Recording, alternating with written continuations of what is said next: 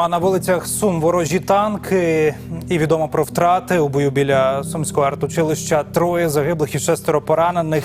Суми. Росіяни атакували місто дронами камікадзе. Потужні вибухи пролунали в центральній частині близько 11-ї ранку.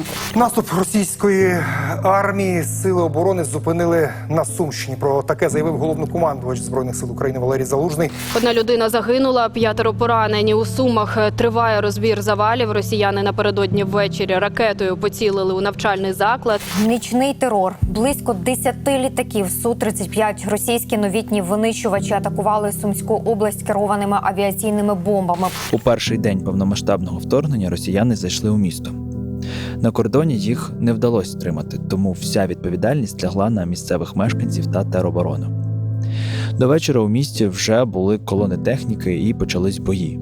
Орки блокували виїзди з міста, а люди, розуміючи, що їх життя в їх же руках, не зупинялись у супротиві та поповнювали лави тероборони. Якщо б не сміливість цих людей, то орки не зупинилися б і пішли далі, на Київ. Обласні містечка, що виявились окупованими, пережили справжній жах. Людей вбивали та катували, і цей геноцид тривав майже місяць. Після того, як росіян почали активно знищувати, вони тікали, залишаючи після себе справжнє пекло. Потім почались обстріли, які не вщухають і досі, тому що кордон недалеко. І, на жаль, часто тривога може лунати вже після. Тут спокійно, в Польщі, все тихенько, мирно, а в нас в Україні бомблять. Те, що відбувалося, це був такий вакуум, ми знали, що десь хтось наче відстрілюється.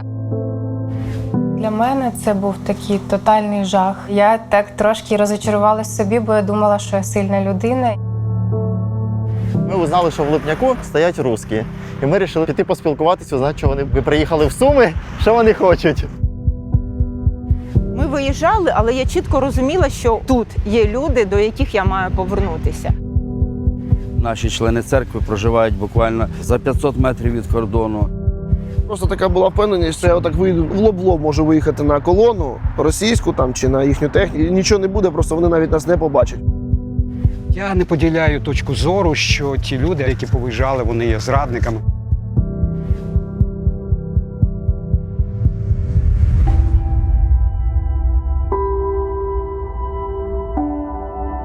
Я в Сумах вперше. До цього я лише чув про затишність цього міста, але сьогодні ми з командою переконаємося, чи це справді так. Сумщина першою зустріла ворога. Через те, що регіон межує з Росією, з перших годин люди взяли себе в руки і почали боротися із ворогом. На той момент, звичайно, не все було зрозуміло, проте це не завадило сумчанам і жителям області брати росіян у полон, фольксвагенами зупиняти БТРи та й взагалі перетворювати у зброю все те, що знаходили під руками. На відміну від містечок і сіл області, Суми не були окуповані. Проте вони були заблоковані російськими військами, які прямо зайшли у місто і сіяли тут страх. Сьогодні ми тут, щоб дізнатися про те, які настрої тоді були у місті і як люди акумулювалися для допомоги. Тож як ви там, Суми?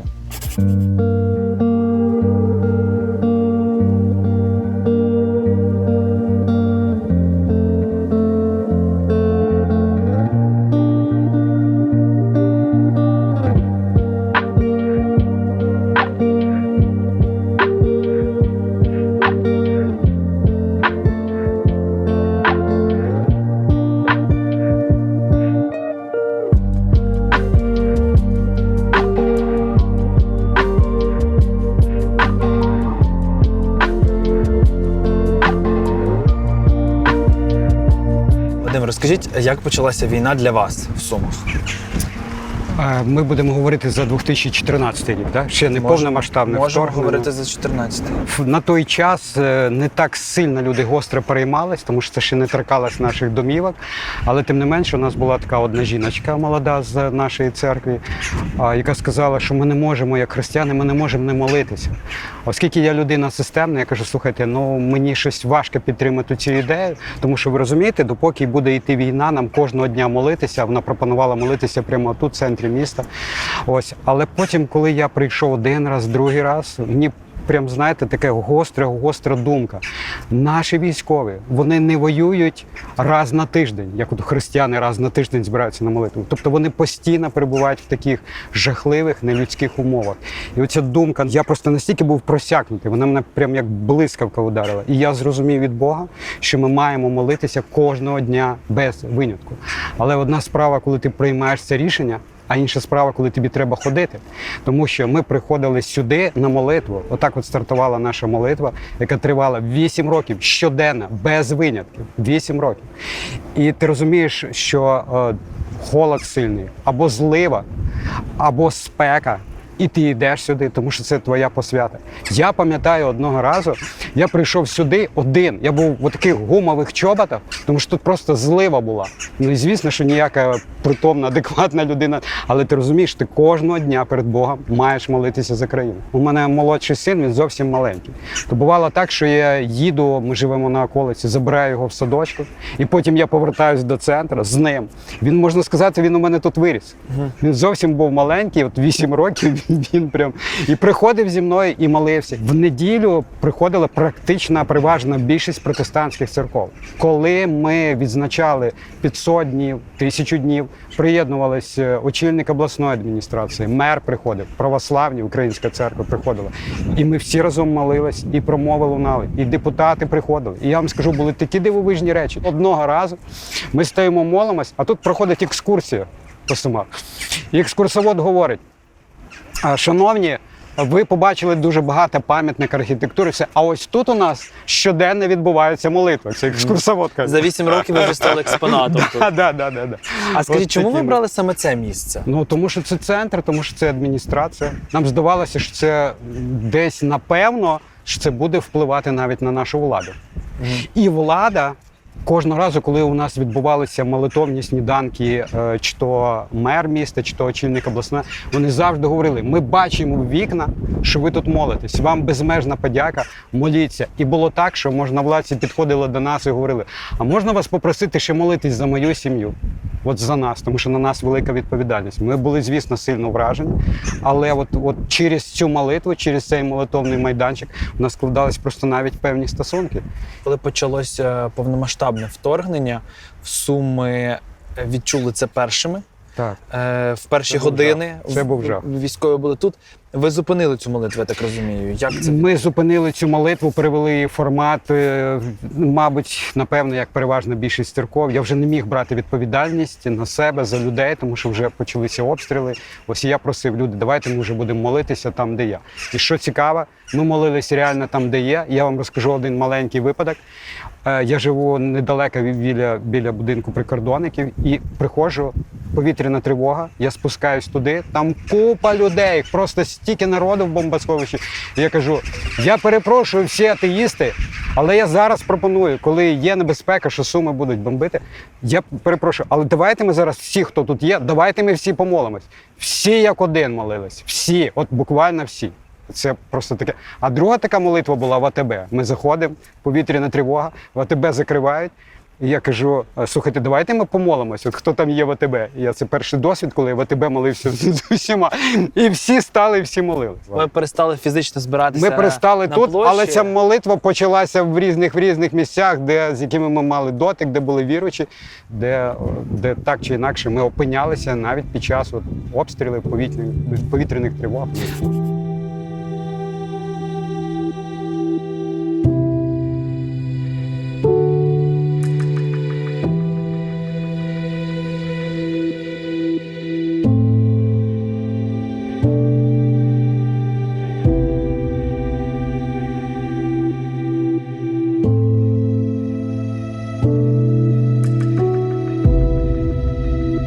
Скажу чесно, ми не очікували, що почнеться війна, хоча було дуже багато попереджень. І якраз за півроку до початку війни ми з сім'єю переїхали за місто, ближче до кордону туди, купили там будинок собі. І мені зателефонував один брат з церкви і каже: все, пастор, почалась війна. Я йому кажу: та ладно, а ми з ним працюємо там, працювали, він зараз на війні, працюємо в одній сфері там. І я кажу: приїжджай, тобі там треба, там якісь засоби, я тобі дам. А він каже: та ні, війна почалась, яка робота? І я йому сказав, що та ладно, що ти не жартуй, там, бросив, кинув слухавку, кажу, все, давай, бо я молюся. От, він знову телефонує. Та ти що, вже обстріляли Краснопілля, наче там ще якісь локації, він сказав, де зайшли Юнаковку, це якраз по нашому напрямку було, побалакав з ним, дивлюсь новини, справді. Виходжу на вулиці такий гул стоїть, я думав, щось летить спочатку, подивився, там ліс такий у нас, подивився на цей ліс, нічого наче не летить. Дивлюсь, сусіди всі вийшли на вулицю, діти з дружиною ще спали. І сусідям почали дзвонити, чи сусіди дзвонили, чи їм. Люди, ті, які працюють в магазинах, в сусідніх селах або в нашому селі, кажуть, що росіяни вже заходять в магазини і вже кажуть, що ви не хвилюйтесь, ми просто поставимо свої прапори на адміністративних будівлях і все. І це йшли танки, такий гул стояв від танків. Пройшло, я не знаю, скільки одиниць, нарахували на той момент вже ці люди, які там бачили їх по ходу, як вони їхали, близько 40 одиниць. Ми не очікували, реально. Хоча я знаю, що багато церков, вони навіть спілкувалися на рахунок того, що почнеться війна. Ми не очікували цього. Розуміли, що щось може початися, але що так агресивно і прям настільки реально, ми не думали, що це почнеться. А чому? Ви знаходитеся найближче до кордону? Можна було б знайти підстави для того, щоб боятися, для того, щоб переживати? Я не знаю. Взагалі боятися, напевно, такого і не було, щоб там хтось боявся щось. Вірили, напевно, нашому президенту, я не знаю. Казав він, що все нормально, все під контролем.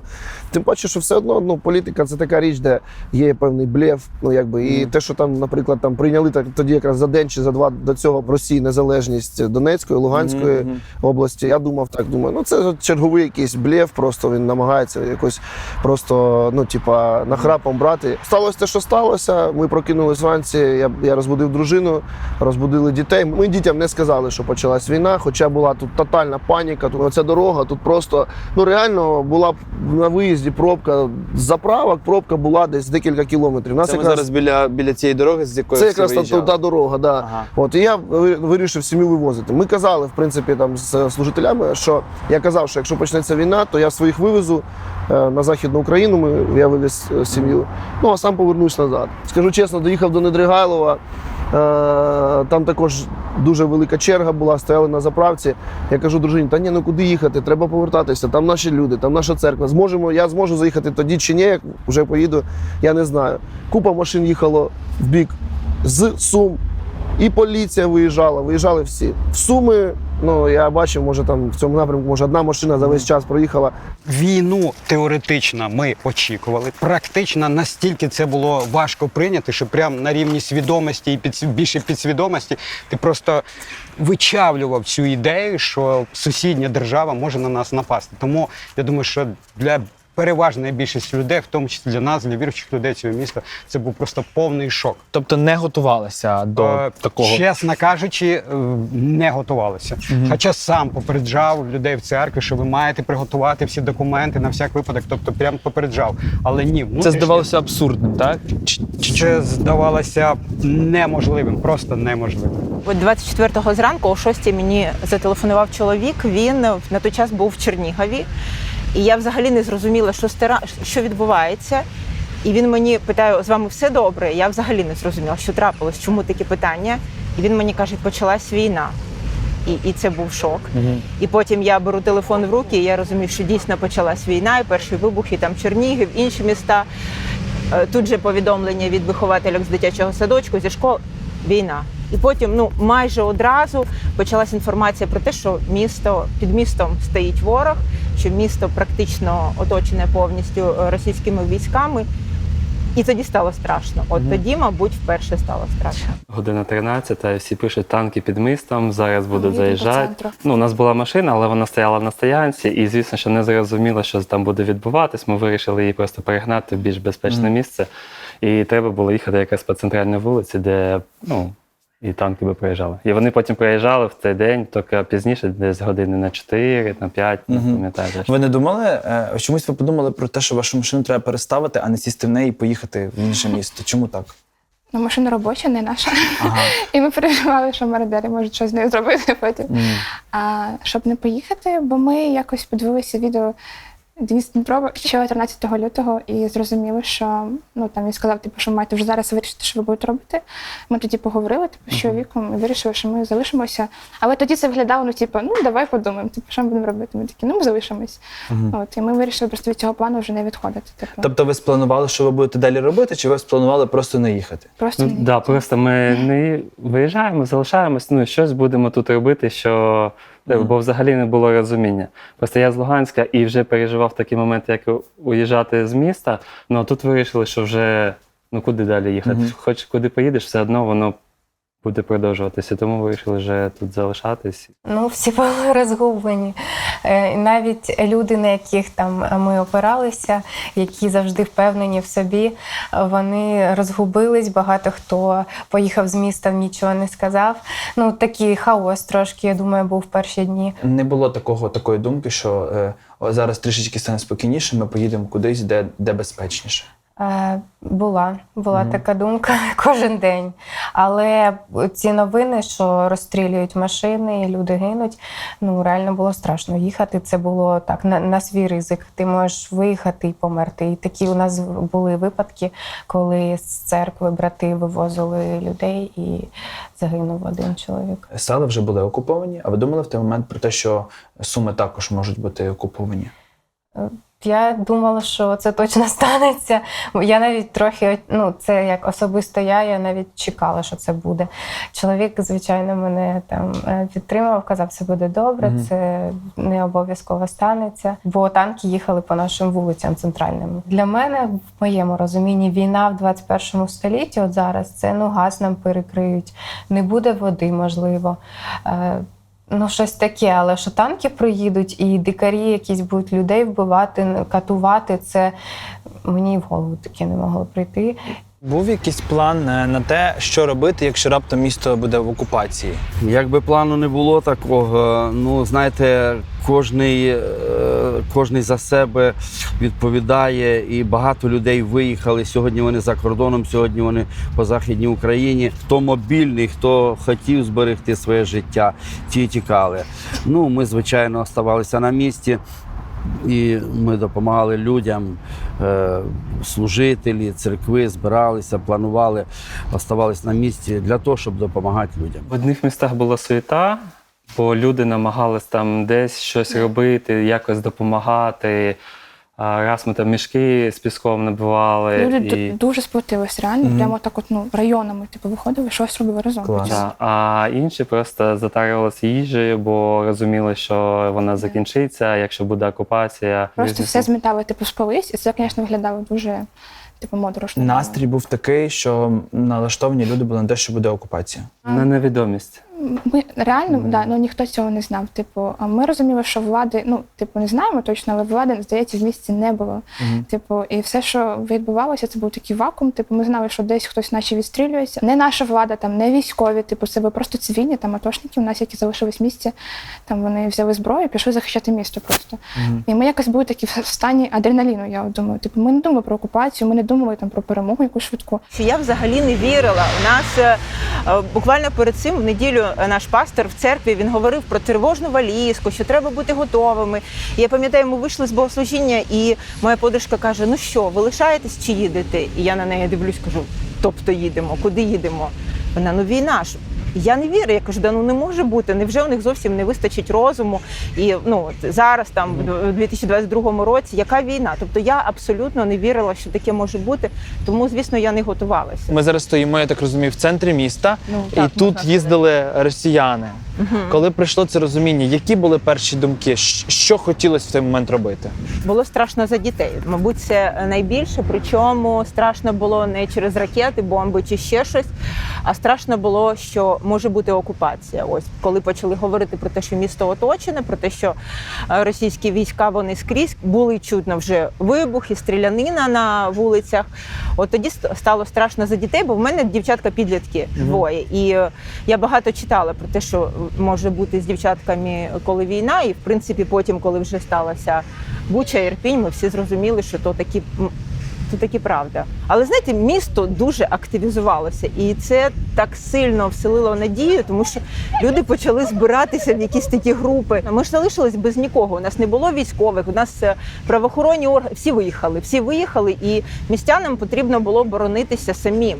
То чоловіки одразу створювали цю тероборону. Це, можливо, ви бачили, є славнозвісне фото, де людина на велику їде вся завішана автоматами.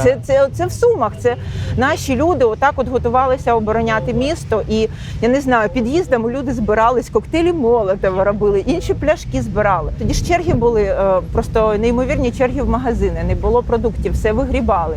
І люди, аби допомогти один одному, відстоювали, брали на себе там і на когось. Дуже сильно активізувалася ця така єдність, так само в церкві. Ми зустрічалися, аби просто молитися разом. Люди з домашніх груп, там, ті, хто друзі, ті, хто близькі, просто аби підтримати одне одного. Ну і оце славнозвісне «Як ти?» перші дні, це дуже сильно відчувалося, і це, мабуть, так. Для мене це був такий тотальний жах. Я дуже розгубилася, я так трошки розочарувалася в собі, бо я думала, що я сильна людина і я справлюсь з усім, але насправді так легко казати, коли все добре в житті. А коли почалась війна, я розгубилась і я просто плакала кожен день, перші там тижні ховалася в ванній кімнаті від чоловіка, щоб його не... Я не могла навіть не те, що його підтримати, я не могла себе підтримати, тримати в руках, тому дуже було важко. Ти не поїхала з міста, так? Ні, ми не їхали, ми залишились тут з чоловіком. Перші тижні ми просто були вдома, бо дуже стріляли, бахало. Але потім десь через місяць трошки легше стало, і ми почали в церкві допомагати, волонтерили. Була тільки одна думка, як забезпечити продуктами людей в церкві, як допомагати військовим, як допомагати теробороні. Будучи пастирем, у мене було таке враження, що я як не пастир, а як постачальник.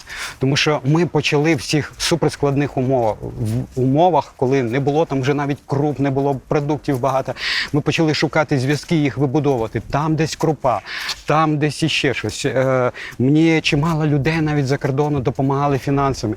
Ми брали ці гроші, ми закуповували продукти і возили в різні штаби волонтерські. Ми знайшли один дуже великий склад. Я не знаю, чи то були віруючі люди, чи ні, можливо, навіть ні. Але я приїжджав і набрав у них дуже багато круп. Вони запитували, скажіть відверто, ви на перепродаж? Я кажу, слухайте, ні, ми хочемо допомагати нашим людям, сум'янам допомагати, військовим. І я так запам'ятав, той хлопець каже, слухай, забирай 2 мішки, просто їх забирай все. Це така солідарність була, ми просто були шоковані. От в екстремальних обставинах таке враження, що в людях найкраще розквітає, найкраще виявляється. Стерлися ті межі свої. І це було настільки зворушливо. І знаєте, я просто такого ще не бачив. Шкода, що це відбувається тільки під час війни. І йдеш от по місту, незнайомі люди, і ти запишеш просто людину перший раз, як ви, слухайте, як ви, війна, що ви, можливо, вам чимось допомогти. Люди мене зупиняють. Чим вам можна допомогти? Це неймовірна солідарність людей. Люди звертались до мене з проханням, чим ми можемо вам допомогти. Ми знаємо, що ви як християни, ми вам довіряємо, що ви допомагаєте в цьому місті різним верствам населення, різним групам. То чим ми можемо допомогти? Є люди, які потребують допомоги, і наші члени церкви проживають буквально за 10 кілометрів від кордону, за 500 метрів від кордону, буквально рядом. І це було дуже, звісно, страшно. І люди потребували підтримки, молитовної підтримки, фізичної і матеріальної також. За що взялися від самого початку? Перше було, що не було світла, не було води, все остановилося, транспорт остановився.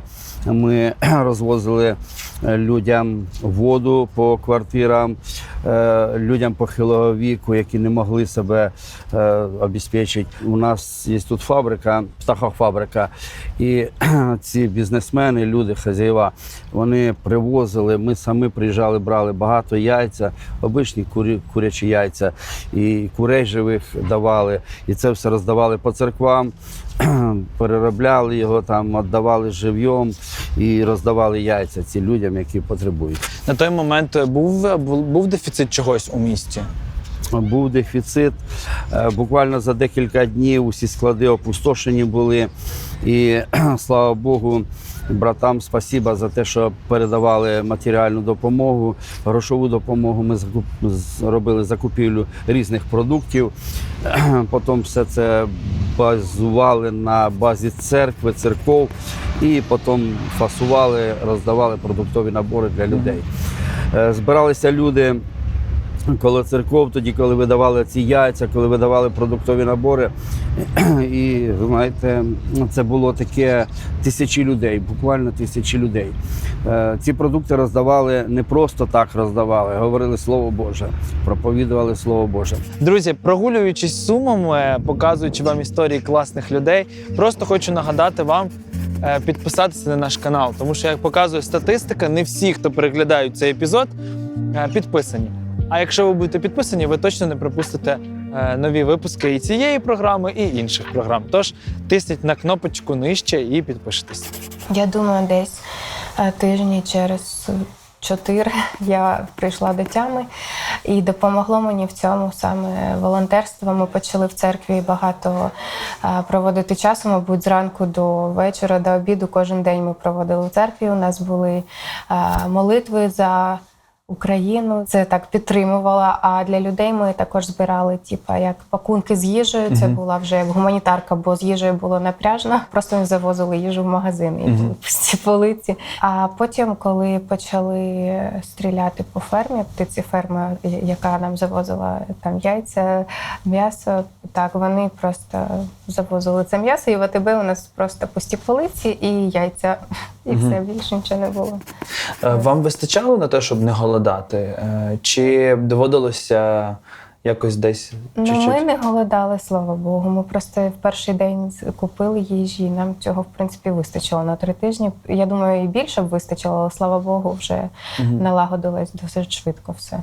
Без перебільшення тисячі людей почали виїжджати з цього міста. Паніка тільки посилювалась. Мені дзвонили деякі люди, навіть із нашої церкви. Я пам'ятаю, одна жіночка зателефонувала і запитала, просто от прямо, навіть там не привітавшись, вона зателефонувала і запитала: скажіть, будь ласка, ми всі загинемо? Отаке от питання, яке показувало, який стан був у людей. І тому ми не просто займалися тим, що допомагали продуктами, продуктовим набором. Це дуже важливо було людей заспокоювати, вселяти в них таку надію, що все ж таки буде перемога, що зараз дуже скрутно. Але наша надія полягала в тому, вона ніби банальна, але фундаментальна істина, що коли зло на тебе нападає, то зло само від себе, хто взяв меч, той від меча загине. То зло потім бумерангом буде повертатись. І ми ось такі істини, ось такі слова промовляли людям, тому що людей треба було сильно підтримувати емоційно. Дуже багато людей були пригнічені цими обставинами, їх треба було їх піднімати, надихати.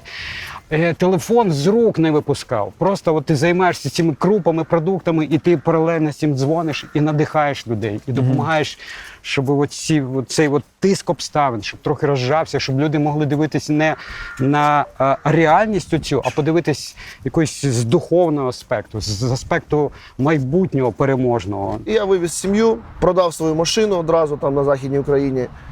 І вирішив купити бусика якогось, щоб їхати сюди, привезти гуманітарну допомогу. Це вже в перші дні вам вдалося отак акумулювати свої плани і все спланувати, щоб потім це просто, я не знаю, воно напевно було, ти взагалі не знаєш, що робити, просто перша якась реакція, перший імпульс, ти просто довіряєш цьому і робиш.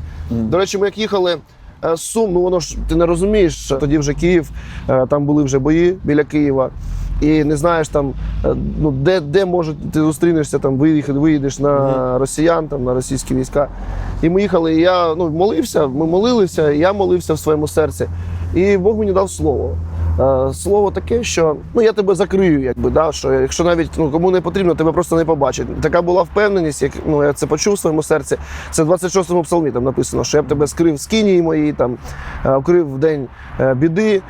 І от я просто така була впевненість, що я навіть вірив, що я отак вийду, в лоб можу виїхати на колону російську там, чи на їхню техніку, і нічого не буде, просто вони навіть нас не побачать. Отака була впевненість. Ви собі це в голові уявляли, що ви можете їх зустріти по дорозі? Так, напевно, уявляв. Напевно, так. Це повністю ваш страх нейтралізувало, ось це слово, яке ви отримали? Чи просто Ну, ще щось дивіться, залишалося? я не можу сказати, що був якийсь страх. Атмосфера навкруги, вона була така. Тобто всі їдуть, всі тікають, всі не знають, що робити. Ну і якби ти просто під впливом цієї атмосфери. Так, коли ти отримуєш слово, то ти якби над цією атмосферою, над цими обставинами стаєш. Тому що в тебе є розуміння вже від Бога, як Бог дивиться на тебе особисто, як Бог дивиться на ці обставини. До речі, все, що відбувалося в цей час, це можна тільки одним охарактеризувати. Ми просто, моя команда стали інструментом в Божих руках. Це за межами наших можливостей, насправді. Тому що це справді чисте Боже провадження. І тут сказати, що навіть там це я там щось зробив, чи хтось із нас щось зробив, наприклад, чи щось робить, не можна, тому що це все чиста робота Божа повністю, так от від А до Я. Тобто не можна сказати, не знаю, що буде завтра, післязавтра, як Бог буде вести, але 100% все, що буде далі, це також його благодать діє і все.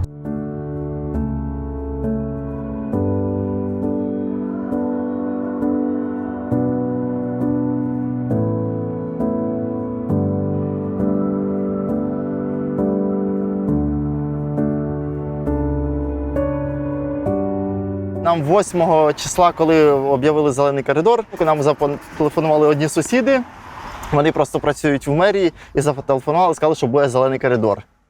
І тут постало питання. Мені знайомі кажуть, ну що, виїжджаємо? І я став такий, кажу, ні, я не поїду. Кажу, для мене це слишком як позорно буде для моєї совісті. Я не зможу там просто жити на Закарпатті, хоча було де жити, якби що я буду сидіти тут, а тут щось відбувається. Якби. Плюс я дізнався, що наш пастир так само залишається, він сказав жінки, виїжджать з дітьми, а він залишився тут і він потім приїжджав уже до нас, якби включився в процес там допомоги по місту всім, якби. У тебе була тоді на той момент ясність, що ти будеш робити? Чи тобі просто совість не дозволила виїхати, і ти залишився, а там уже що робити неважливо? Напевно, в першу чергу, це совість не дала, тому що в 2014 році я не поїхав на Майдан, тому що я тільки закінчив школу, поступив на перший курс, і ти так не розумієш, що відбувається, куди тобі рухатись, що як. І я хотів туди поїхати на Майдан, але я на Майдан не поїхав, і після Майдану це якось воно заїлось чуть-чуть, що ти якби, я завжди був з такої позиції, що треба щось робити, якби, проукраїнське, і тут, якби, є можливість виїхати була, скажімо так, а я думаю, а я вийду, я опять себе буду мучити, що я от не виїхав, що я не тут з людьми, а там десь, а потім буду розповідати, що от я ж там виїхав і так далі. Ну, я так розумію, за цей час ти не пошкодував, що ти тут? Ні, я не пошкодував, якби. Ви думали колись, що доведеться приймати рішення, чи їхати з свого рідного дому, чи залишатися? Знаєте, що цікаво, насправді, у мене були думки, можливо, колись поїхати, але це, як більше сьогодні, або до війни, десь кращого життя шукати, на заробітки, кращого майбутнього для дітей, чи ще щось таке. Ну точно не через війну. От про те, що доведеться кудись їхати через війну, точно думок не було. Як вам вдалося це рішення? Знаєте, якщо щиро казати, у мене не було такого рішення. Взагалі у нас не було ніяких таких думок стосовно цього. І перші дні я активно, у нас є перший сумський гуманітарний штаб, тобто я активно волонтерила з друзями в цьому штабі, бо треба було допомагати тероборонівцям, військовим, тобто у них були якісь запити на їжу, на карімати, на якісь там військову форму, на що завгодно. Чоловік одразу приєднався до тих, хто в теробороні, вони так само десь були постійно. Тоді не було зелених коридорів, нічого. Тобто ми нікуди не планували, ми думали про те, що ми будемо ось тут і зараз, і там вже як буде. Зранку я читала Біблію, і Бог промовив до мене слова, там, де написано «Не бійся, я з тобою, я допомагаю тобі». І я ще так подумала, мабуть, це точно от про те, що він тут, він зі мною, він 100% І варто залишатися, да? І буквально там півгодини, година проходить, мені телефонує чоловік і говорить, у вас 20 хвилин на збори. Люди з іншої церкви будуть виїжджати, і у них є 2 місця, то вас 3 вони заберуть. Я ще намагалась там якось посперечатися з чоловіком, але він сказав, ні, ти збираєшся і їдеш. І ось ми, в принципі, як були, так і поїхали. У мене молодша донька їхала в піжамі, просто нагору одягла зимню куртку. У дівчат були рюкзачки шкільні, які вони взяли, там мінімум одягу. У мене був пакет з бідрьонки, і це всі наші речі, з якими ми поїхали. От ми, в принципі, ні їжі, ніяких запасів. Ми як були, ми сіли в машину і поїхали. Що відчували в момент, коли ви... Я дуже плакала, якщо щиро, я не хотіла. Я телефонувала всім найближчим, я телефонувала мамі. Мама мене підтримала, але я дуже плакала, я не хотіла її лишати. Знаєте, з одного боку, я ніби шукала якоїсь такої підтримки цьому рішенню, що ми їдемо. З іншого боку, мені дуже хотілося почути рідних людей, бо я не розуміла, що буде з нами далі. Щиро кажучи, ми дійсно, це той випадок, коли я розуміла, що ми їдемо в невідомість, абсолютно невідомість. Я не поділяю точку зору, що ті люди, яка, на жаль, в деяких колах, навіть християнських, панує, що ті люди, які повиїжджали, вони є зрадниками. Навпаки, якщо це від мене залежало, я робив все можливе, щоб підтримати особливо мами, дітки, щоб їх надихати і мотивувати виїжджати з міста, тому що не зрозуміло, що буде в наступну мить. Прикордонне місто, найбільший кордон, як відомо, між Росією і Україною, це Сумщина. Тому я переживав, можливо, це парадоксально, але переживав радість від того, що мами з дітками могли виїжджати звідси. Звісно ж, це було не дуже приємно, коли велика частина церкви, вона просто виїжджає. Але мав таке розуміння, і більшість пастирів міста Сум, ми спілкувалися, ми мали розуміння, що ми повинні залишатися з людьми. Пам'ятаю, як мені один пастир, він мене так надихнув. Я з ним спілкуюся, от тільки війна починається, я запитую, слухай, що ти виїжджаєш чи ні? І він мені таку фразу сказав: я можу виїхати, але як я після того буду дивитись людям в очі? І мене прямо, знаєте, я сам то прийняв рішення нікуди не виїжджати, але коли він це сказав, це просто було таке чеканні слова, які я досі пригадую. І я просто пишаюсь, що в нас дуже багато таких пастирів, які залишились вірними.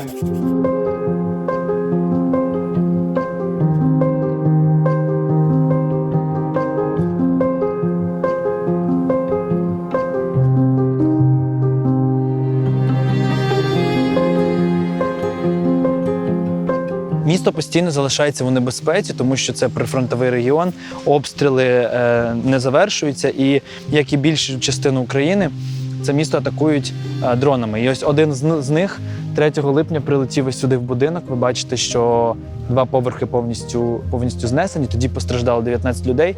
І по різним даним говорять, що хтось каже, що загинуло 2 людини, хтось каже, що загинула 1 людина, але перед тим це все є тільки доказом того, що Росія влаштовує геноцид, тому що розстрілює мирних людей, які живуть у своєму домі.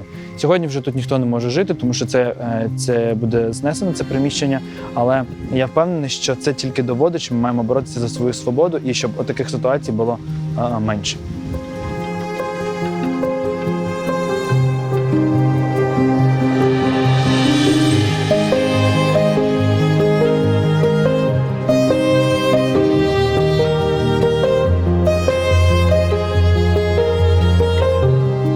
На час вторгнення повномасштабного 24 лютого я знаходилась за кордоном. Я по роботі їздила в Польщу. Я 19 січня виїхала і поїхала. У мене тут лишилася дитина. Я живу з дитиною, 14 років вже їй виповнилося з літом. Тобто я її ставила на свою тітку. Ми так домовилися з нею, тому що я працювала. Я жила тим, що мені подобалися гроші, мені подобалося не дивитись на цінники.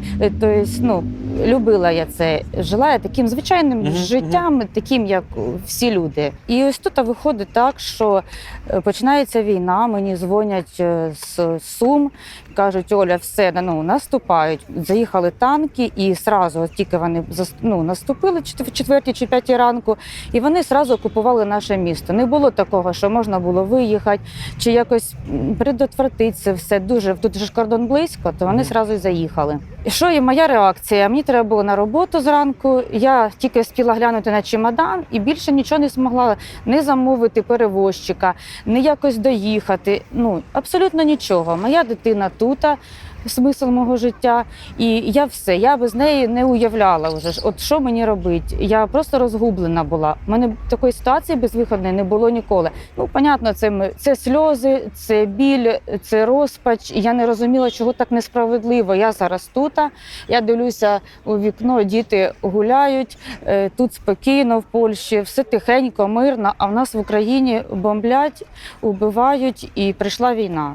Я переживала великий стрес, дуже великий. Я ходила на роботу, я нічого не їла. До чого я прийшла? До того, що я знайшла місце собі в скверику, в парку. Я туди ходила молитися. До Бога, я знала, що є Бог. знала, що він творець, що є Господь. Але це все, що я знала. І знала, що, що ми не до обізян, я в це не вірила, люди пішли. І знала молитву «Отче наш». Все. Тобто тут, коли ви жили в Сумах, ви не були пов'язані ніяк з церквою, не ходили в церкву? Ні. Ходила по праздникам в православну церкву. Це коли там треба з'їсти Пасху, чи треба з'їсти оцей маковій. Десь оце щось таке в цьому плані. Про силу молитви ви ніколи не думали, да, до того, як почалася війна? Ні.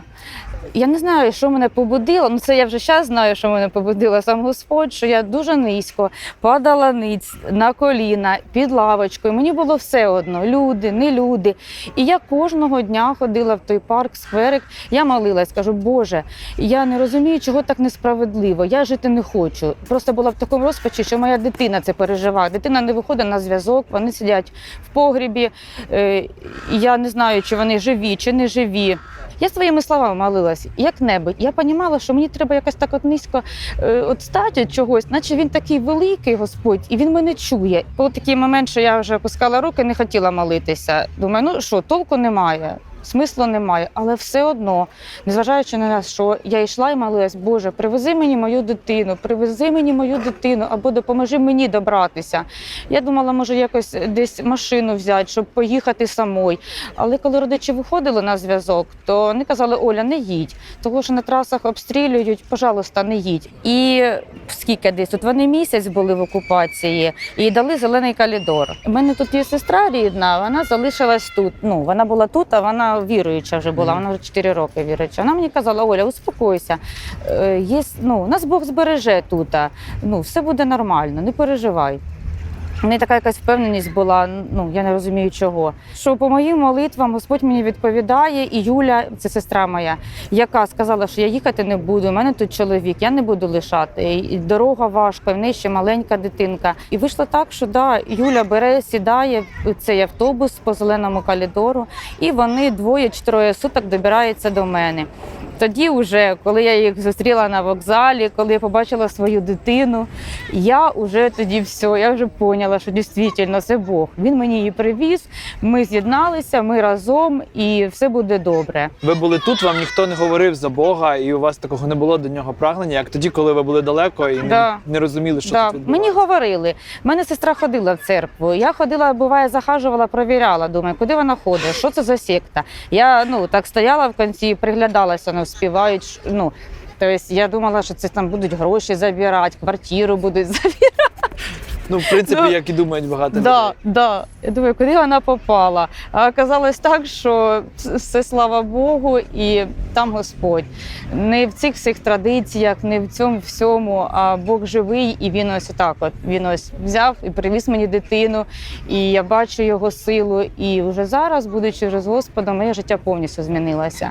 Дивіться, мене не було там декілька днів буквально. За цей час місто Суми взяли в оточення, на всіх виїздах з міста стояли російські блокпости. Люди були в шоці. Скажу чесно, я думаю, що деякі люди навіть на мене образилися, що я оце ж виїхав, сім'ю вивіз свою, тому що люди думали, що я, напевно, не повернуся. І знаєте, я був з ними на зв'язку, я з ними спілкувався з усіма, я там якусь онлайн-трансляцію включав, зв'язувався з людьми, які не могли вийти в онлайн, пояснював ситуацію. І, в принципі, я казав, що я скоро повернуся і привезу допомогу і все таке інше, бо тут вже ж не працювали магазини, вже тут, в принципі, місто знаходилося в такому стані, що не могли, не завозили нічого. Мені допомогли там друзі фінансово, ми придбали бусика, ми його завантажили тим, чим змогли, напевно. І я поїхав в Суми. Я вже декілька разів намагався згадати, яким чином я заїжджав в місто, коли тут було все, всюди були блокпости російські. Я не пам'ятаю, чесно, як я заїжджав, але я постійно був на зв'язку з нашими людьми з церкви. Мені пояснювали, туди їдь, туди не їдь. І я заїхав, напевно, це був перший бусик, який привіз гуманітарну допомогу взагалі в Суми. Я заїхав сюди. І одразу в перший же день я знайшов контакти територіальної оборони міста. Я почав дізнаватися, як можна вивезти людей, тому що на всіх під'їздах до міста техніка російська була, вони рухались в бік Києва, в бік Харкова і постійно пересувалися. Да? То на одній трасі вони були, то на іншій. Тобто це було досить складно підгадати, де саме можна проїхати. Хоча ми місцеві, ми знаємо тут такі, скажімо, там тропи, да, такі. Але все одно це було важко. Але це слово, воно було всередині, я розумів, що цим треба служити іншим людям. Почав вивозити людей з церкви спочатку, щоб своїм повір'ї робити якби добро. І ми поставили на меті собі вивозити людей із церкви. До речі, це бачення вже прийняли люди, як я ще був на Західній Україні, і вже вивезли, один брат наш своєю машиною легковою брав сім'ю і вивозив людей просто через російські блокпости. Не чіпали їх росіяни, вони просто там навіть закурити в них стріляли. Тобто не було такої агресії в бік людей, в бік волонтерів, які чимось займалися. Це перший день, там буквально це, напевно, 25 або 26 лютого. І ми почали вивозити людей. Вивозили людей яким чином? Наприклад, через зв'язок з територіальною обороною я дізнавався, що, наприклад, колони рухаються в напрямку, наприклад, в цьому, де ми зараз знаходимося. Ми виїжджали в іншому напрямку. І таким чином напрацювалась просто певна схема вже, як це можна їздити. Не було свої шляхи. Не було зелених коридорів ніяких, просто алгоритм дій. Були навіть такі випадки, коли ми їхали, наприклад, по трасі, я зупинявся, спитав місцевих людей або зустрічав людей, питав в них, чи є попереду колона, і вони казали, тільки проїхали росіяни, почекайте, не їдьте. Ми чекали, їхали потім далі. І, слава Богу, чесно, реально це просто диво якесь. Ми зробили стільки оцих рейсів, і жодного разу, раз ми зустріли, в полі стояли, техніка стояла, росіяни стояли, курили, нас ніхто не чіпав. Тобто, як ви думаєте, чого вони не чіпали? Тому що поряд з тим, в той самий момент в області відбувався майже геноцид. Вони окупували села, вони не давали людям нормально, спокійно жити. В Сумах вони були гостями. Я, як віруюча людина, я думаю, що це наслідок молитв, тому що протягом всього часу, з 2014 року, йде молитва, церкви збирались, церкви молилися. І я думаю, що це все робить молитва. І те, що так звільнена була ця область, просто надприродньо, реально, це також наслідок молитви. Але ж у нас в Тростянці також є церква, і там вони жили під окупацією весь місяць. Туди я не зміг проїхати, на жаль, там наша знаходиться служитель. І люди, які там також знаходились, там, до речі, вбили одного нашого члена церкви.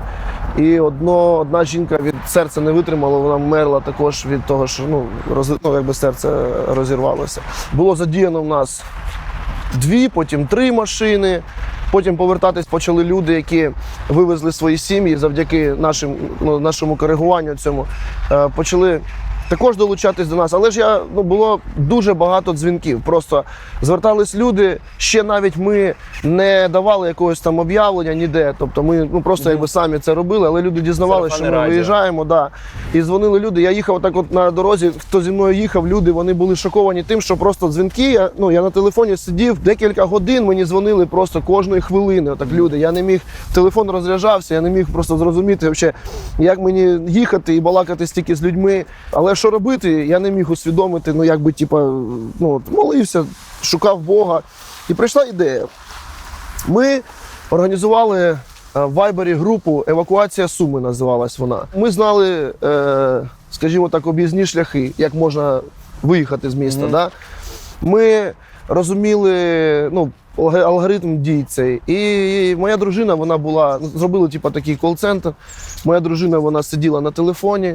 Вона зі мною синхронізувала свої дії в тому напрямку, що де можна проїхати, там я дізнавався і всю інформацію давав. І наші машини ставали спереді колони. Ми організовували такі колони. І ми робили що? Наприклад, виїжджає сім'я, в них є машина, наприклад, і вони виїжджають, дзвонять нам, як можна проїхати, підкажіть, будь ласка. Ми вам підкажемо без питань. Скажіть, скільки є місць у вас в машині ще вільних, наприклад. Вони кажуть, є 2 місця. І там якась жіночка з дитиною намагалась також виїхати, їм ніяк виїхати і нічим. Ми підсаджували цих людей в ці машини, і таким чином ми, всі машини виводили повними з міста Суми. Потім почали знаходити вже Катя, моя дружина, вона хисту набралась такого, і вона вже зрозуміла, що є люди, які сміливі такі. От серед тих, хто дзвонить, ну наші машини були, наприклад, десь в дорозі, і ми не могли організувати виїзд. Але організовували вже впереді колони, ставили людей, які нам дзвонили просто. Ми їх навіть не бачили в очі ніколи, але пояснювали, бачили, що вони готові їхати, готові, сміливі такі. Один з таких людей виводив людей через Білопільський шлях, і вони наткнулися на колону росіян, на колону техніки. І вони заїхали в село, там десь машин 30 було в цій колоні. Вони заїхали в село, вони роз'їхались по селу, стали між домами і прождались, поки проїде ця техніка, і потім виїхали, поїхали далі. Тобто люди вже самі, як сказати, якусь смікалку проявляли, щоб це все пройти.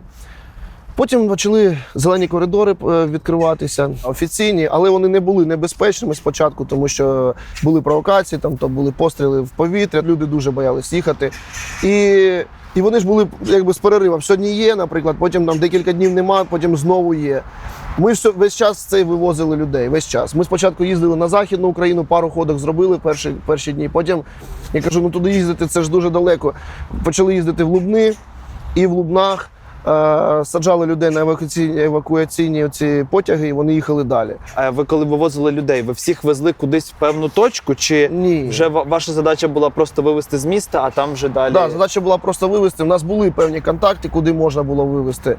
Але ми не заморачувались дуже цим. Тому що тоді всі приймали, всі церкви працювали. Наприклад, на Західній Україні можна було просто приїхати в місто, встати посеред міста, спитати, де найближча церква, і там 100% тобі дали прихисток і прийняли тебе. Ми дізналися сьогодні, що були два шляхи.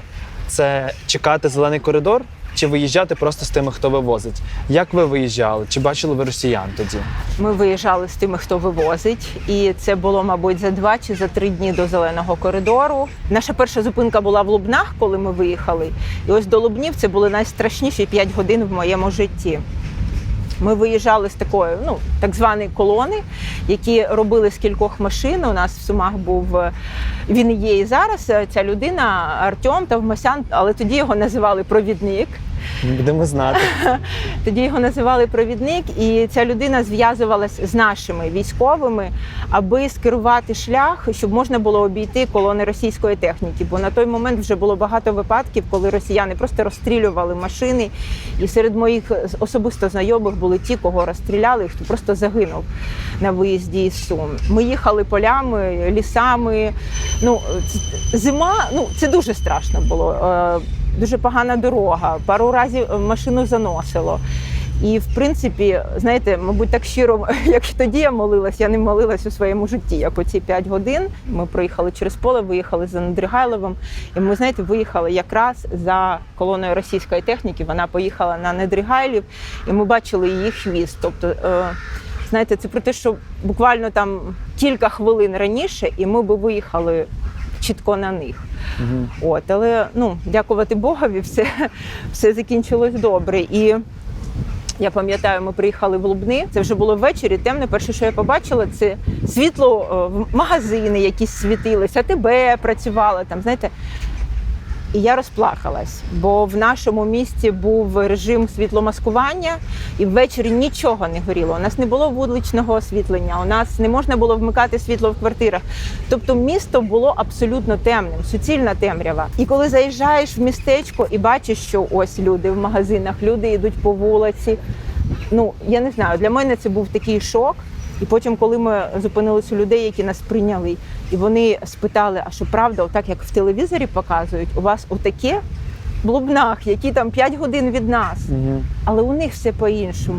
Для мене це тоді, я такий стрес пережила, і ми від того, що ми можемо при світлі сидіти, пити чай, розмовляти, я просто сиділа і плакала, бо це для мене був абсолютний шок.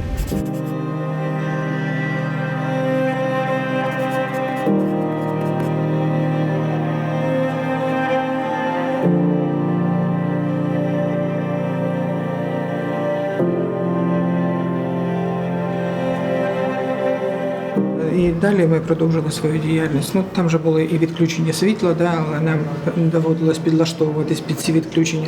Але наш оркестр працював на вулиці, біля альтанки. У нас цим був місто, якщо вас туди возили, так, альтанка. Коли не було світла, вони там працювали? Ні. Це вже в день ми працювали для підняття бойового духу, скажімо, наших сумчан. Так, Клас.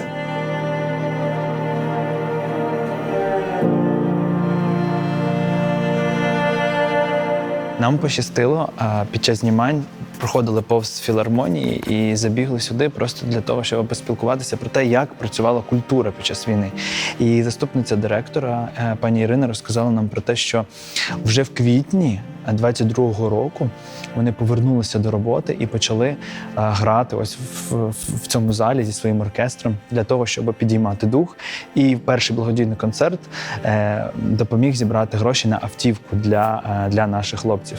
Також розказали, що під час блекаутів доводилося підлаштовуватися, і були навіть такі моменти, що оркестр цієї філармонії грав для людей просто неба, для того, щоб підбадьорити, підняти дух, і я впевнений, що у них вийшло.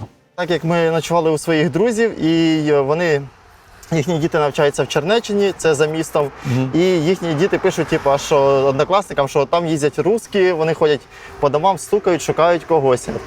І ми узнали, що в Липняку, там, де я зараз мешкаю, стоять русські. І ми вирішили піти поспілкуватися, узнати, що вони приїхали в Суми, що вони хочуть. Вам не було страшно в той момент? Страшно було коли? Коли ти вже підходиш до самих русських, ти бачиш, у них автомати, в тебе нема нічого. Ну як, умовно, є такий ножичок маленький, який просто на всякий случай лежить.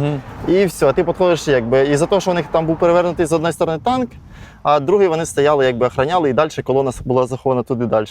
І коли вже підійшли до самих русських, почали питати, що вони тут, а вони кажуть, у них, як завжди мулька була, ми на ученнях, а там видно, що це були, не якісь там, як сказати, узбеки або ці, це були прям з Москви, з того регіону росіяни, які вони давай розкажуть, що ми там приїхали на учення, все остальне. Ти кажеш, як ви приїхали на учення, якщо ви проїхали в все місто умовно, і яке учення в кінці міста. Потім підійшов їхній старший, я так розумію, якийсь командир, і каже, йдіть звідси, не розводьте паніку. А там, я бачу, це хлопці, які, як я, десь моложе навіть були, які просто стоять з автоматом, вони не розуміють, що, я так розумію, відбувається в них, і того ми поспілкувалися з ними, розвернулись, пішли додому вже готувати коктейлі. Тобто ви зрозуміли, що вони не просто так? Ну, якби ми розуміли, що не просто так відбувається, ми пішли готувати вже коктейлі.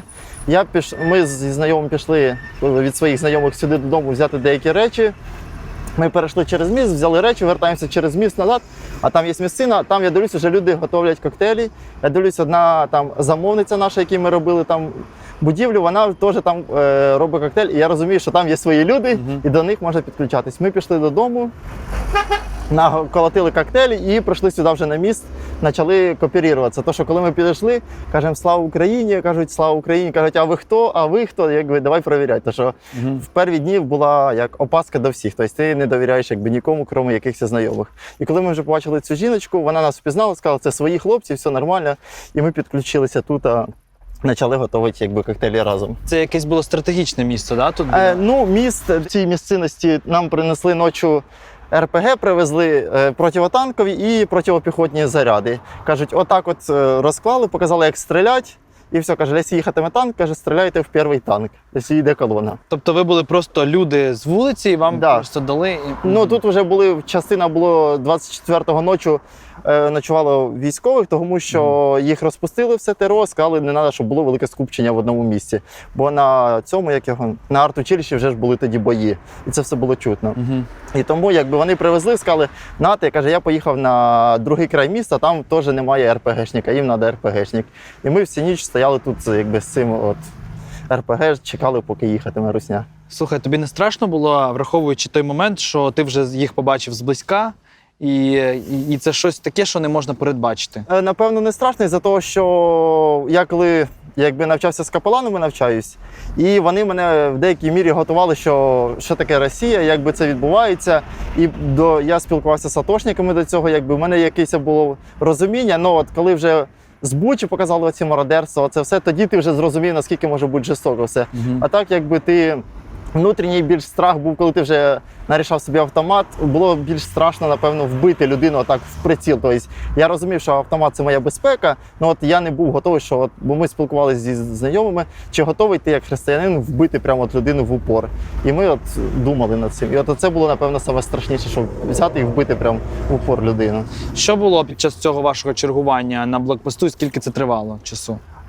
Тут ми на мосту стояли декілька днів, і то ми стояли завжди вночі, тому що днем ми не хотіли пугати людей. Раз ми стояли на тій стороні, ішов мужчина ночі і каже, ми чергуємо, якби, і каже, ми кажемо, стой, хто такий? Він стоїть, каже, у мене в руці граната. І ти такий, опа.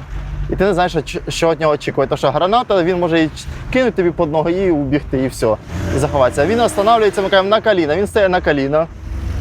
Він показує, де граната, ми забираємо і такий каже, щось ви каже, жорстко зі мною, ребята, обращаєтесь. Кажу, ну такі условия, якби. І ми забрали цю гранату, віднесли там в штаб. Потім ми вже вирішили після бою на Курській 26 числа, що як відбувся бій, що треба відсюди уходити, тому що якби тут жилий масів, люди, якийсь любий бій, ти можеш убити цивільного і все, і відповідальність за це несеш ти, якби. 24 числа вони пройшли через цей міст, вони виїхали туди, вони, я так розумію, затірялись, тому що їм треба було в Токарі, ну сюди теж можна переїхати в Токарі, але це якби дуже великий маршрут. Ночі 26-го тут проскочив це, як його тігр. Ми чуємо, що коробка йде, всі кажемо, ховаємося, поховалися. Ми бачили, що тігр, ми не стали стріляти по ньому із-за того, що у нас були трасера, а трасера це так, ото світ тільки дає, і того якби таким. Ну вже на Тополі, якщо далі там по місту поїхати, там їх стріли вже стрільбою, ми почули, і ті по газам, і поїхали по місту, виїхали з міста, якби. Такого, що встрічали. Самі вже такі бої, що відбулося, це вже за містом, от там, де знак на Суми, там от уже знайомого обстріляли з мін, якби, отам от уже щось відбувалося, якби в такому форматі. Скажи, скільки часу ти приділив ось цьому чергуванню на блокпостах? До кінця, до августа 2022 року десь, да, я був там. От я зрозумів, ну, типа, я включився в цей процес, і коли вже все урегулювалось в місті, якби я зрозумів, що є військові, все, якби багато кого заїхало. Я зрозумів, що якби треба займатися і другими справами, бо я до цього якби там був підключений до Стайгеру, якби, і я розумів, що треба розвивати другі справи, якби. Я буваю не тільки в Сумах, буваю ще на виїзді в районі, буквально за 7 кілометрів від кордону церква знаходиться. Да, і знаєте, коли були ці передвіження танків, оцієї бронетехніки різної і всього остального, людей це приводило в якийсь такий страх. Люди приходили до церков. Приїхали брати, запропонували привезти продуктові набори, провести служіння, евангелізацію. Ну, ми об'явили людям, своїм членам церкви, скажіть людям, хто потребує, хай приходять, приїде гуманітарна допомога. Брати привезли 170 продуктових наборів, тому що церква, там 20 людей, членів церкви. Да, і прийшло набагато більше людей, чим привезли продуктових наборів. Привезли 170 і не хватило ще штук 50 наборів. І це було, знаєте, такий визов якийсь. І брати кажуть, вибачалися перед людьми, кажуть, не переживайте, на другий раз ми привеземо більше. На другий раз приїхали через неділю буквально, привезли 300 наборів продуктових, і 300 наборів не хватило. Люди прийшли за продуктами, за продуктовими наборами, ну, вони познайомилися з віруючими людьми, тому що проповідувалося слово, співали пісні, проводили таке от служіння. І оці люди, вони не залишилися всі в церкві, ну багато приходять у церкві. І там, де було 20 членів церкви, за цей рік війни покаялося 10 чоловік людей. Я зараз можу говорити за другі церкви у місті Суми, теж було хрещення, теж люди прийшли. І люди прийшли, які були зовсім посторонні. Вони прийшли за допомогою.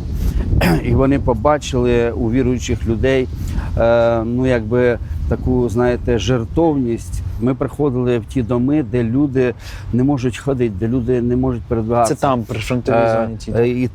І там у селі, і отут в Сумах теж приходили в доми. І знаєте, коли була така обична життя, розумірена життя, тобто стабільна життя, це одно було. Коли в магазинах щось не стало, не було продуктів, не було ж як купити там. Люди, вони переживали, вони просто були в паніці і вони не знали, откуда може бути допомога. І коли ми допомагали, ми проповідали Слово Боже, і ми говорили, що Бог за вас піклується, Бог переживає і дає вам таку допомогу. Згадайте момент, коли з'явився перший впевненість хоча б в чомусь, або ясність для вас. Я так сильно пам'ятаю, коли кав'ярні почали відкриватися в місті, і люди вийшли в перший день, у нас там є центр, там театральна площа, і люди вдягли дуже гарні сукні, нафарбували губи і пішли пити каву. Хоча там ще якби місто було там, типу, ну там частково якби в оточенні, але ми прям типу зрозуміли, що люди тут є, і типу і є для кого, типу, ну з ким працювати, ну, грубо говоря. У нас тут до цього була велика команда, типу міська Стайгер, і частина виїхала, і ми розуміли, що тут все одно лишаються якби наші люди, з якими ми працювали, типу, до того, там, кому ми розказували про Бога, з ким ми мали особисті контакти, з ким особисто якби там спілкувались, там, щоб якось потім їх привести до Ісуса. От, тому ми знали, що ми якби залишимося через них, і ми проводили ВБДН онлайн, типу, завищення Біблії для нерелігійних. І в ті часи реально от навіть я пам'ятаю, там дівчата, які були такі скептики, вони писали, типу, там скинь мені щось з Біблії, типу, там скинь мені, ми там писали, ми просто кидали, типу, і вони прям молились, ну, типу, з нами онлайн, там, типу, ну, це було дуже потужно реально. Типу. Команда, я так розумію, стало у вас менше в той момент, і людей в церкві. 4 рази. Команда менше стала. Ми тоді навіть не думали, типу, за команду в плані от прям одразу. Ми просто розуміли, що хтось поїхав, хтось лишився, типу, і просто якось кожен, наче сам, не те, що за себе, а типу якось діють зараз в інших містах. Ну, типу. У квітні 22-го, коли вже не було військових, коли покинули місто, то ми переїхали в інший район і зняли квартиру для того, щоб там можна було робити заходи. Щоб, така вона велика була, з великою центральною кімнатою, типу. Щоб до вас люди додому могли. Да, бо ми жили на краю міста, і так ближче до центру, да, і плюс більша кімната, де можна збиратись. А яка ваша внутрішня тоді була ціль? Дати людям просто спокій, чи, можливо, якісь інші були внутрішні ваші такі плани? У нас навіть народився проєкт, мені здається, прямо в той час, називається він «Together». Від слова, типу, «together», типу, щоб бути разом. І ми, типу, розуміли, що людям дуже страшно, їм треба було, типу, якесь ком'юніті. І ми розуміли, що ми хочемо просто їм допомогти, якось, щоб їм, ну, не було так стрьомно, типу, знаходитись вдома самим. І ми просто запрошували проводити час разом. Там це було що завгодно. Там ми грали в настолки, просто разом там робили їжу, дивилися фільми. Ну і паралельно, звісно, ми завжди типу говорили про віру. Там, ну, якісь такі вставки були різні. Тобто це не було прям якийсь такий конкретний проєкт. Це просто ми проводили час разом. Там це було доволі часто, там кілька днів в тиждень. Потім, я так розумію, це у вас почало масштабуватися, да? У вас з'явилися більші мрії з приводу того, як працювати з людьми. Якось стало спокійніше саме в місті, типу, і ми навіть почали влітку робити квартирники, такі великі, типу, івенти.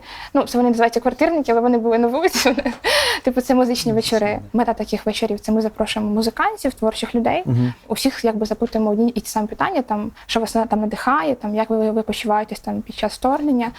І якби там є там звичайні музиканти, там вони, ну, якби відповідають по-своєму, а є типу християни, які там діляться своєю вірою, типу, ну, якби те, чим вони якби рухаються. Серед людей не було такого настрою, що невчасно ви зараз зі своїми концертами, зараз там люди вмирають? Ну, по-перше, ми збирали завжди кошти на підтримку ЗСУ, типу, і передавали там їх в якісь такі частини, але загалом розуміли, що людям зараз дуже потрібно якось не те, що навіть відволіктись, а просто десь брати сили, типу, аби рухатись далі якось.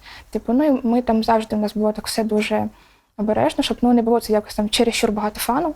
Типу, у нас там було і таке щось патріотичне, такі якісь такі речі, і плюс про віру у нас було дуже багато. Де ви в собі тоді знаходили сили? От ти так сказав губами, а я побачив, що коли поїхали команди, ти сказав, важкувато було. Де ви собі знаходили сили?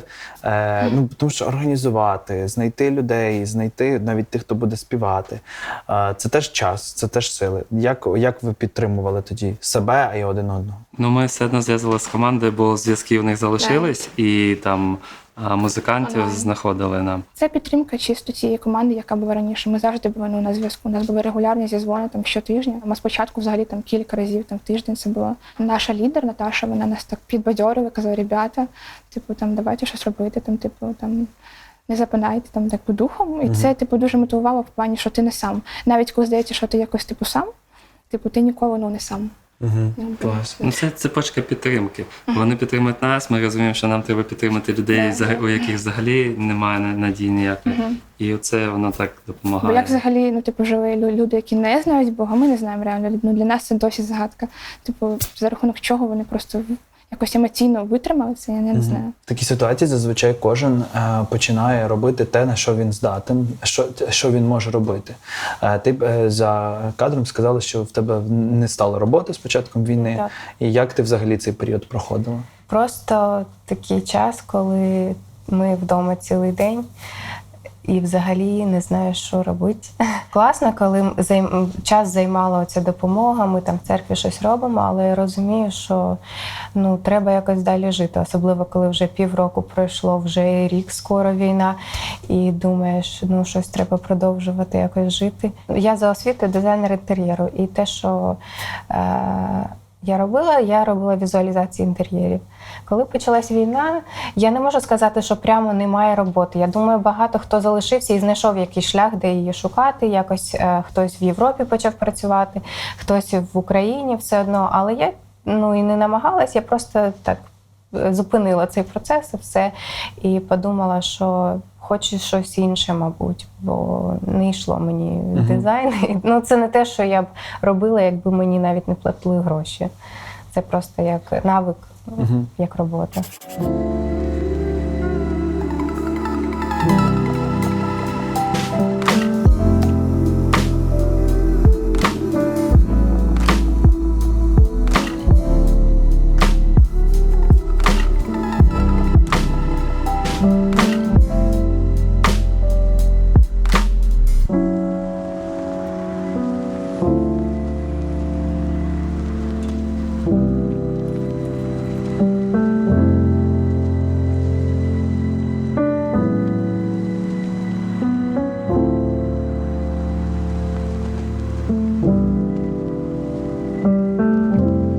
Це Place, це як частина бачення взагалі місії Стайгер. Такі місця є по 7, здається, містам України. Типу їх мета, що просто тут об'єднувати людей, це як типу ком'юніті, типу створення ком'юніті, будувати з ними відносини і потім розповідати їм про Бога, типу через особисті відносини. От і ми це робимо через різні творчі методи. Це там може бути що завгодно, бо творчість вона така широка дуже. Я бачу, що у вас насправді багато там картини, тут якась інсталяція, на стінах малюнки. Тобто це все створюється задля того, щоб людям було цікаво прийти. І комфортно, типу, емоційно, типу, щоб їм було тут, щоб їм тут подобалось і просто прийти. Бо коли, наприклад, там люди просто там типу дізнаються одразу, там, що ти християнин, у них вже є типу якісь типу стереотипи, одразу типу накладаються, і їм навіть що б ти далі не казав, буває таке, що не слухають. А так вони одразу приходять, бачать, що тут дуже прикольно, а потім ти кажеш, що ти християнин, і вони такі, що, типу, у них якби трошки це руйнується, типу, ці стереотипи. Я ще хочу, щоб ми трішечки просто, щоб ви пояснили, можемо перейти кудись, щоб ви показали, де що відбувається. Я так розумію, що то сцена. Це планується, це будувалася сцена, і взагалі планується, що тут будуть такі музичні вечори, все такі типу ці квартирники, які відбуватися. Але просто зараз якби літо, і ми от тільки запустились там 1,5 місяці, і ми типу ще навіть так, ми там в стані розкачки, ми тут ще щось добудовуємо, типу щось якби дороблюємо. Це, я так розумію, щось дуже на сучасної мови. Це ми дуже вдячні, приїжджали до Київська команда. І нам допомогла типу, все це типу, розмалювати. І нам якби треба було якось відділити взагалі, бо приміщення дуже велике, тут 150 квадратів саме ця кімната. І ми типу, думали, як його розділити якось симпатично, щоб це виглядало. І вони придумали таку прикольну інсталяцію. А там щось інакше відбувається, так? А там у нас там така як кімнатка, у нас там була чайна церемонія, ми робимо, або, наприклад, будемо там проводити типу ВБДМ. Місце оформлюється так, щоб сюди захотілося прийти, навіть пофоткатись і побути тут. І це, мабуть, працює. Приходять дівчата, знімають тут тік-токи, і це якби, ну, прикольно. Типу, ми розуміємо, типу, що, ну, нам хочеться, да, щоб про це місце говорили, як про місце, де їх чекають і просто люблять. Ну, ми, типу, робили якийсь скележинг, це, типу, коли там просто щось якось візуалізуєш, там, типу, свої мрії, там, чи ще щось взагалі. І ми це робили в парку. І прийшла, якби, дівчинка, яка така була на весіллі, взагалі, я б ніколи не подумала, типу, що потім якби станеться. І у нас була якби дівчинка-ментор, вона займалася типу, як веде арт-терапію. І вона типу задала: о, ти вже якби доробила, то поділись. І вона просто починає ридати захльоп. І вона поділилася, типу, що вона типу уявила там якийсь предмет, що він нікому не потрібен, і вона типу себе асоціює типу з цим предметом. Хоча вона дуже талановита, їй 15, вона така молодець, реально, типу, ну, дуже багато всього вміє і вже якби там працює в цій професії, там, яка їй подобається. Ми почали говорити, типу, і Надя почала ділитися вірою, типу, що от Бог її любить, типу, і Бог її бачить зовсім іншою, що вона йому потрібна. Ну і зараз ми типу, з нею от працюємо, вона приходить на фейс, нам може допомагає. А вчора приходила там на кідові ідеї, на івенти. І типу, ну і ми віримо, що через таке спілкування, через просто побудову стосунків, ми потім якби зможемо вплинути тим, що ну якби вона не знає там, що ми християни. Поки що вона каже: ну мені це типу якби цікаво, круто, що ви так, да, що ви такі класні, типу, але це якби ну не моє поки що. Але ми сподіваємося, типу, що згодом вона якби змінить думку, їй захочеться стати послідовником Ісуса Христа. Клас. Бо ми вже були в Дніпрі, там теж нам розказували про чайну церемонію. Да. Ну, це бо у нас це є людина, яка це все організовує, вона якась приїжджала до нас. Що ви хочете цим передати? Ну, от чай. Чай? Ну, коли чайна церемонія, бо це так, знаєш, незвичайно. Ну, ніхто таке не робить взагалі в житті, а тим більше для евангелізації. Це просто, типу, як ще одна можливість. Ми, типу, просто намагаємося використовувати будь-які якісь можливості, типу, все окрім гріха, як кажуть. Типу, аби просто якось ще більше, типу, сконектитись, типу, з молоддю. Типу, комусь, якби цікаво, не знаю, там, щось творче, комусь там не цікаво, їм хочеться чаю просто попити. Типу, а ця церемонія, вона, якби, така, що вона якби, ну, триває десь півгодини, і типу, є ще можливість поговорити, і людина не піде від тебе. Якби ти можна, ну, типу, там, задавати прикольні питання, там, якусь дискусію маленьку, типу, і плюс, що це таке, воно там десь виходить 4 людини, плюс ведучий, якби, який веде. І, Це маленька компанія, легка атмосфера, і вона на спілкуванні дуже легко йде. А до вас можуть приходити люди з інших церков? Як у вас взагалі це налаштовано цей момент? Да, звичайно, типу, ми будемо взагалі дуже раді, користуючись нагодою. Якщо будуть долучатися люди з інших церков, ми взагалі, типу, ми дуже раді, типу, різним співпрацям. Наприклад, у нас був квартирник. Ну, взагалі, там, ну, на будь-яких квартирниках ми просимо там людей з інших церков. Наприклад, влітку у нас і виступали там Ілля Савенка з Люда, і вони співали пісні. І взагалі, а Яна, ну, наприклад, це його дружина, вона була художницею. І вона малювала картину упродовж цього квартирника. І потім ми її продали як нібито на аукціоні. І, до речі, за непогану, якби, ціну, скажімо так. Тобто ваша мета не тільки послужити людям, які до вас прийдуть, а ще й ви зацікавлені в тому, щоб церкви були задіяні в цьому. Да, типу, нам дуже хочеться, типу, щоб було просто більше спільності в усьому, менше роз'єднання будь-якого, будь-яких проявах. У нас в Сумах є проєкт, називається «Квартирник». Творчі люди збираються, там в основному музиканти. І вони діляться своєю творчістю, проводять концерти, співають. І в цей час зазвичай малював художник якусь роботу, її продавали на аукціоні. Зазвичай гроші забирає собі художник. Але в цей раз ми збирали кошти на ЗСУ, там за вхід, за все.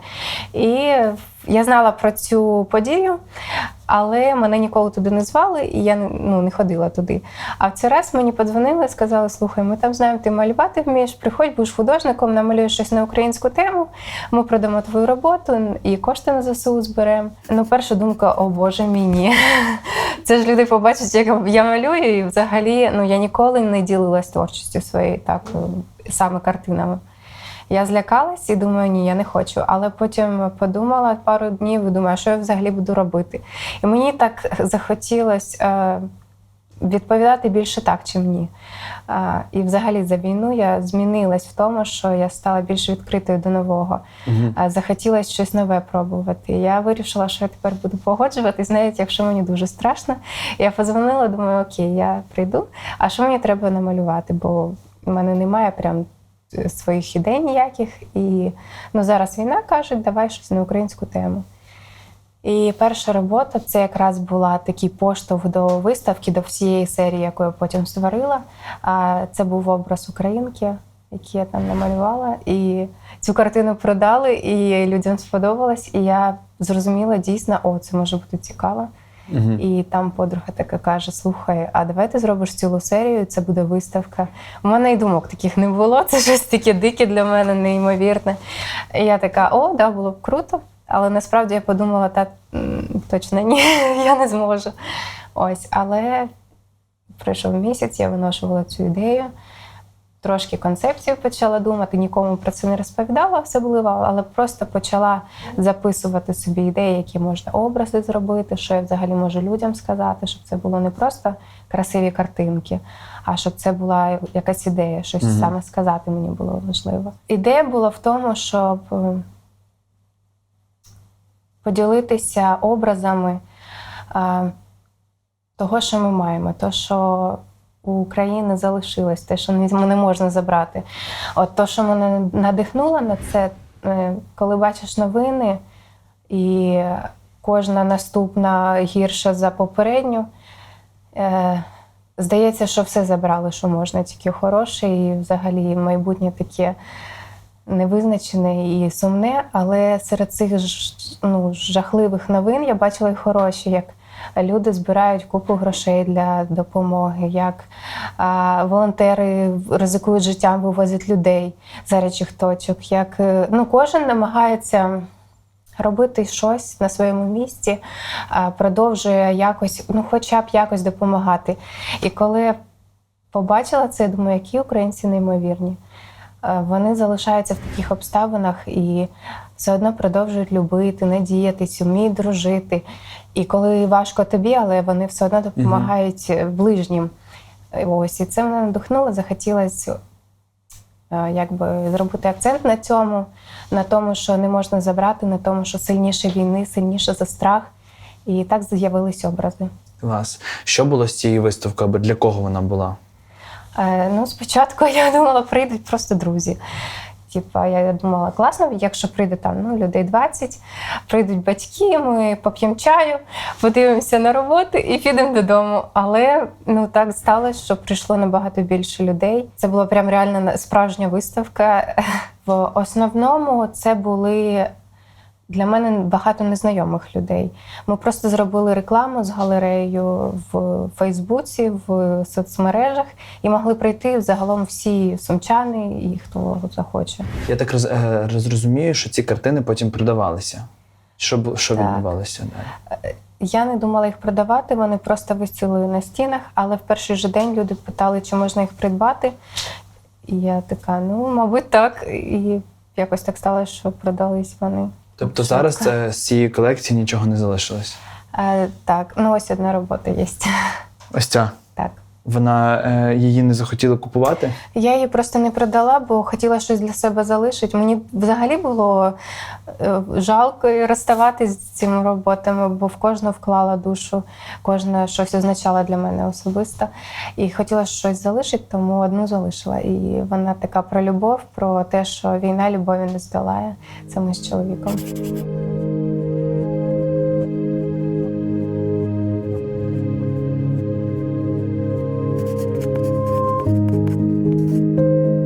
Це моя близька подруга, вона з Маріуполя.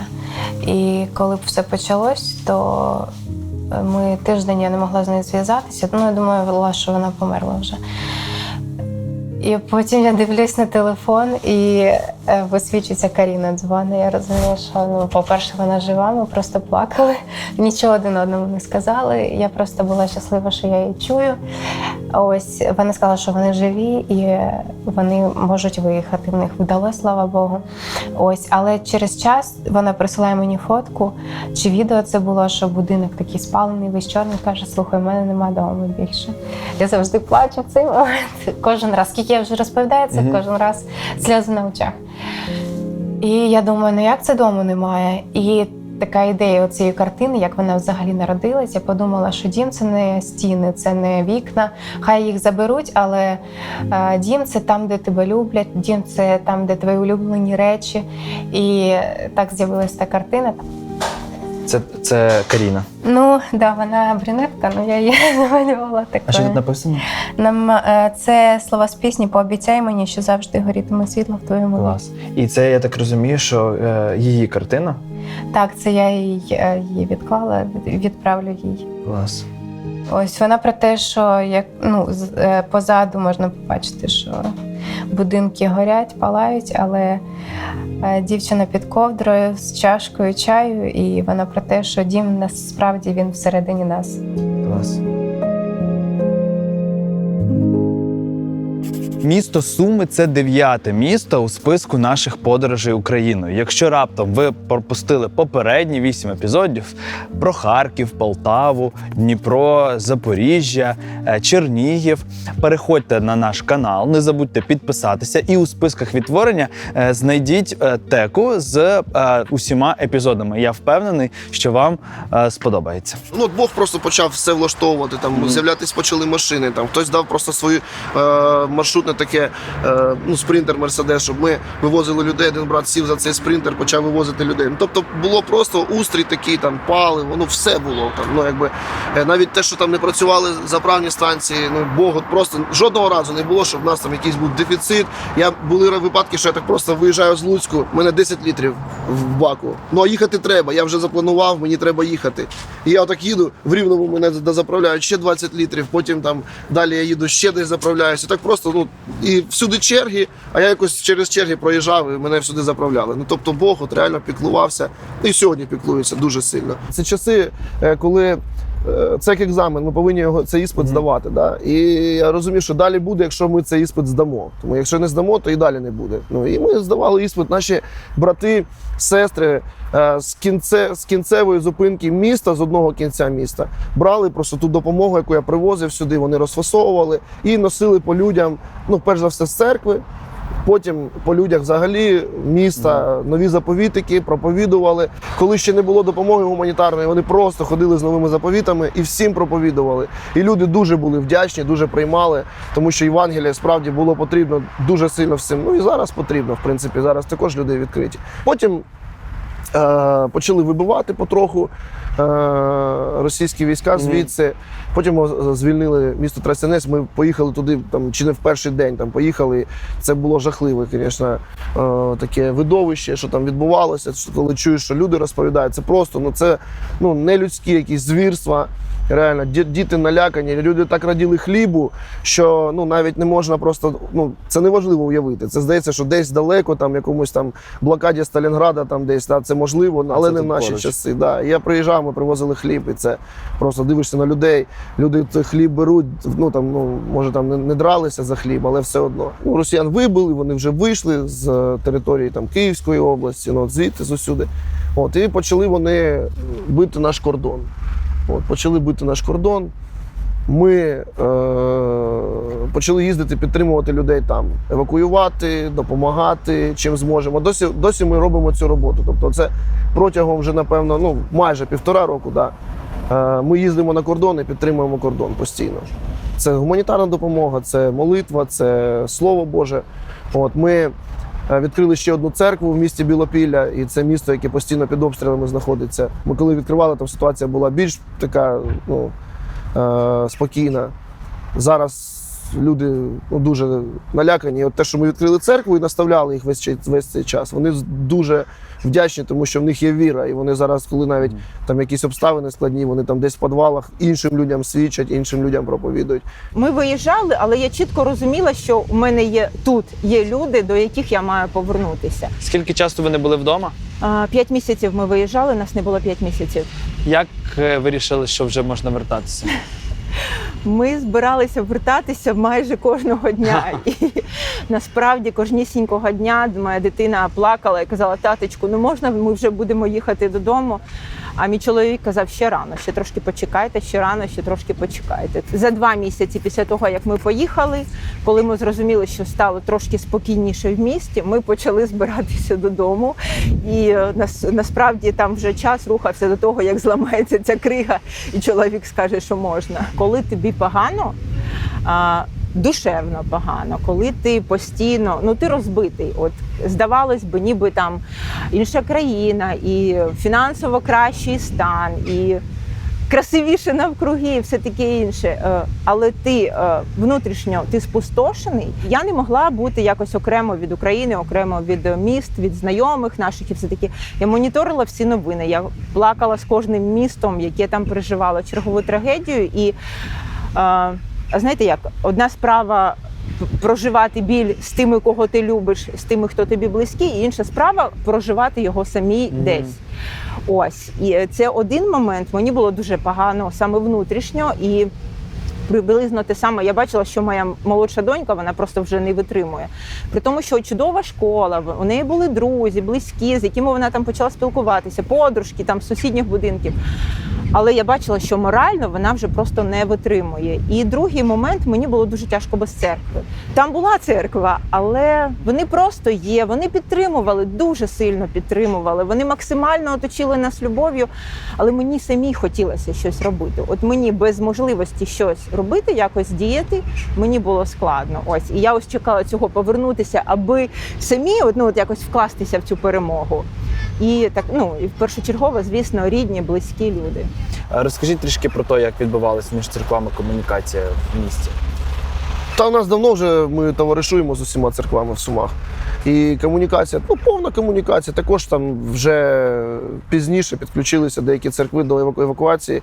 Але вже коли були коридори, просто щоб більш безпечним шляхом. Ми, до речі, вивезли тоді, напевно, ми підраховували якось так просто навскидку, скільки ми вивели людей таким чином через цю роботу. Близько 5 тисяч людей виїхали тоді завдяки цій комунікації, цим просто коригуванням, цим всім. Я був дуже вражений, чесно. От просто тим вражений, те, що мені дуже сподобалось, що не було ніяких розділень. Ви баптисти, ми п'ятидесятники, а ми православні. Православні, до речі, ми з ними мало співпрацювали, але все одно, я думаю, вони також допомагали людям. Просто взагалі всі брати і сестри. От ця така трагедія, вона об'єднала нас. І те, як нас приймали, реально, от просто всюди, в Рівному, в Луцьку приймали. Там, всюди, хоч в Полтавській області, навіть в Полтаві, всюди приймали. Ми дуже сильно підтримували, навіть, скажімо так, далекі від нас конфесії, але нам дзвонили пастирі, нам дзвонили служителі, говорили, слухайте, чим ми вам можемо допомогти? А ми їм кажемо, а чим ми вам можемо допомогти? У нас було так, що ти сідаєш на автобус, і ти їдеш, ти привозиш там, умовно, скажімо, адвентистам 7-го дня. Ми привозимо їм багато допомоги, а вони нам дають свої допомоги. І таким чином ми допомагали один одному, і це просто було шикарно. Для вас щось відкрилося по-новому за цей час у співпраці пасторів між собою або церков? Я, прийшов до висновку, що у кожній людини живе не тільки погане, не тільки гріховне, а є ще щось прекрасне, і в екстремальних обставинах воно просто розкривається. І в такий мирний час, можливо, у нас є якісь світоглядні перешкоди, але коли приходять екстремальні, складні моменти, я побачив, що ці перегородочки, ці перешкоди, вони стають трохи менше. Один християнин сказав такі слова: навіть для християнина дуже важливо залишатись людиною. І от я побачив оцю людяність, що не зважаючи на те, що у нас є трошки різні погляди, інтерпретації Біблії, але зараз такий момент, коли ми маємо просто допомагати один одному, виявляючи цю людяність в вищому сенсі цього слова, божественну людяність, яку Бог в нас складає. А якщо говорити про самих людей, не церковних людей, а просто жителів цього міста, що змінилося в них? Що ви побачили за цей час, яку переміну? На початку я побачив певну безпорадність, шок. І, було дуже сильно, такий великий контраст, коли у людини немає Бога, і вона не знає, за що вчепитися. Тобто у тебе є сім'я, у тебе є будинок, у тебе є певні гроші, зв'язки, і воно все зникає. І ти розумієш, що тобі в наступну мить може прилетіти, і це нічого не допоможе. І тоді ніби розкривається, як розквітає і сяє ця велика річ, що у тебе є Бог, непохитний, незмінний, за якого ти можеш схопитися. Ми говорили саме про те, що люди, усвідомте, що зараз надія в Бозі. От вам треба хапатися за нього. Бо ви ж бачите, що все, на що ви сподівалися, воно все виявляється не таким. І люди почули. І люди дуже сильно чули. Вони дослуховувались, вони прям хотіли це чути. Вони прямо ставили питання. Щось я сильно не пригадаю на той момент таких впевнених атеїстів. Щось вони кудись випарувались всі. Ті, хто переживають, ті, хто не змогли, вони виїхали.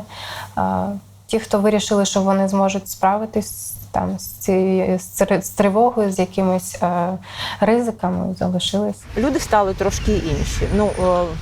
З одного боку, люди об'єдналися, і це дійсно так. І хто б там що не казав зараз про те, що там ось час пройшов, і люди якось там зліші. А є такі, що кажуть, зліші становляться, на табори на якісь діляться, ще щось.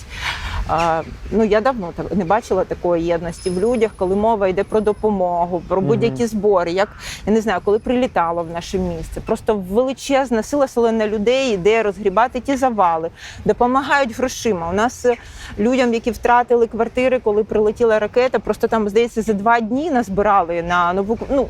Дуже-дуже швидко, і люди готові допомагати і будь-яким чином. І це видно. Все одно люди добріші стали.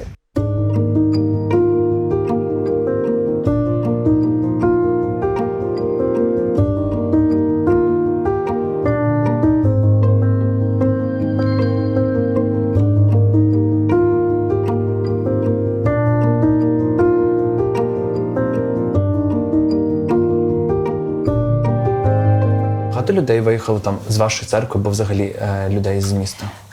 Багато. Це відчутно. І дуже відчувалося, особливо молодь, бо у нас була така велика команда молодіжна.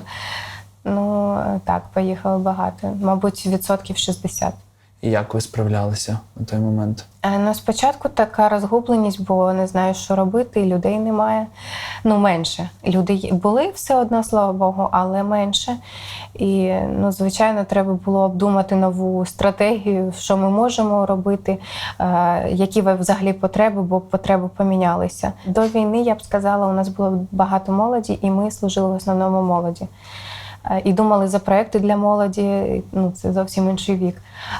З війною у нас виросла, до речі, церква, але це люди більш такі дорослі, зрілі або похилого віку. І це зовсім інші потреби, і нам, як молоді, вже мову з ними так важко знайти. Але це класно, бо включились ті старші члени церкви, які можуть їм послужити, з ними поспілкуватися. У всьому відбулася трансформація. Так, змінилось дуже. А ти ще сказала про те, що люди трішки розслабились. Чи відчувається якесь звикання до того, що навколо війна? Це 100%. Вже, мені здається, звикли всі, і я звикла, і іноді просто забуваю, що війна навіть це печально, але просто хочеться жити нормально. І мозок, мабуть, як сам просто відключається, вже не хоче погані новини і обдумувати це, а просто хочеться жити, щось робити. Люди більш відкриті до Слова Божого, люди десь переоцінка цінностей відбулася в людей в серці. Але знаєте, є такий момент дуже неприємний. Те, що мені не подобається, і те, що я вважаю, лише Господь може змінити в серцях людей. Це те, що люди все одно забувають, швидко забувають. Забувають те, що коли була війна, коли вона тільки почалася, скільки їм було для них зроблено, в інших містах, коли їх приймали, коли з них не брали гроші, коли їм надавали житло безкоштовно. Я знаю це, тому що моя сім'я жила в Луцьку, і нам не безкоштовно, але за символічну плату там надали гарний будинок, і ми там мешкали. Знаєте, дуже багато людей сьогодні, вони починають вже думати про себе, про те, що треба годувати сім'ю, і здають в оренду житло в 2 рази дорожче від тієї ціни, яка була до війни, наприклад, а то і більше. В нас війна недалеко від нас, ми в 50-кілометровій зоні знаходимося, і зараз йдуть бої на кордоні, люди їдуть, і люди просто банально деякі залишаються в селах, біля кордону, прям 5-кілометрова зона, тому що просто не знають, куди виїхати. Їм не дають ніяких варіантів житла, реальних варіантів житла, і вони просто залишаються там через те, що не знають, куди їхати. Я якось спробував знайти, створити власну базу житла, яке надають люди. В більшості це села. А людям просто незручно в тому плані, що, наприклад, оформити якісь виплати в Сумах, їздити постійно в якесь село, людям деяким це незручно.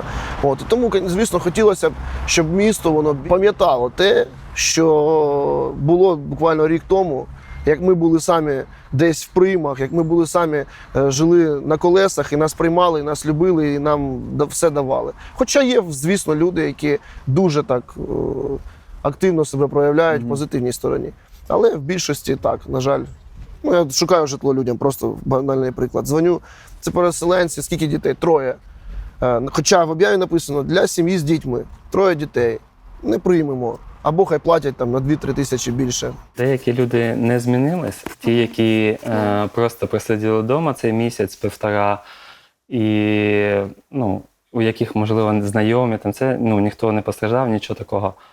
А от є багато людей, які приїхали з Харкова, з Донецької області. Тобто там треба дуже обережно і говорити, тому що втрату людини, втрату когось близького, ти просто так людині не поясниш, коли він не знає всього. Ти можеш просто з ним побути поруч, просто підтримувати. От. І ми також намагаємося допомагати людям в їх ситуаціях, тобто, щоб вони відчували, що за них моляться, що за них думають, що за них переживають. І їм цього достатньо для того, щоб мати спокій. Була жінка, медик, вона була на кордоні і лікувала. І вона сюди повернулась. Їй класно було, що вона знала, що за неї моляться, що за неї переживають, але все одно вона туди повертається з тривогою, тому що вона може не кожен день, але вона бачить смерть, бачить кров і все одно це дуже Я важко. так розумію, що приходять абсолютно різні люди з різними запитами своїми, так? Да?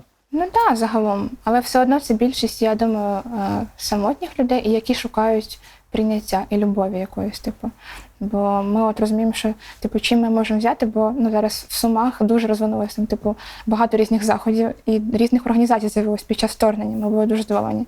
Але чим ми можемо реально конкурувати з ними, мабуть, це за рахунок лише атмосфери. І ми дуже хочемо реально, щоб вони відчули тут прийняття, любов. Це наші цінності, які ми постійно ми їх проговорюємо. Але загалом дуже хочеться, щоб вони реально тут відчували присутність Бога. І це змінило їх життя. Бо по факту, якби ми там не перекривали їх якісь матеріальні проблеми, або навіть, не знаю, якісь емоційні, піти погуляти, чи просто підтримати, вислухати. Але вони повертаються додому, в свій стан, в своє середовище. І, якщо їм не допомогти зустрітися з Ісусом, то я не знаю,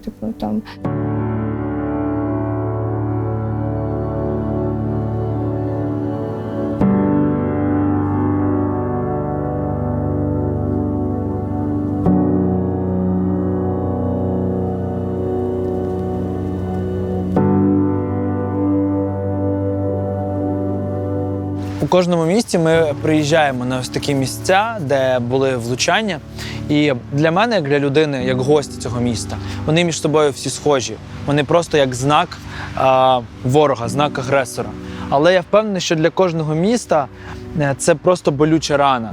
І от зараз ми знаходимося біля 16-го професійного училища, яке було атаковане дронами 29 липня. Це, мабуть, найсвіжіший приліт у цьому місті. І тут загинуло 2 людини.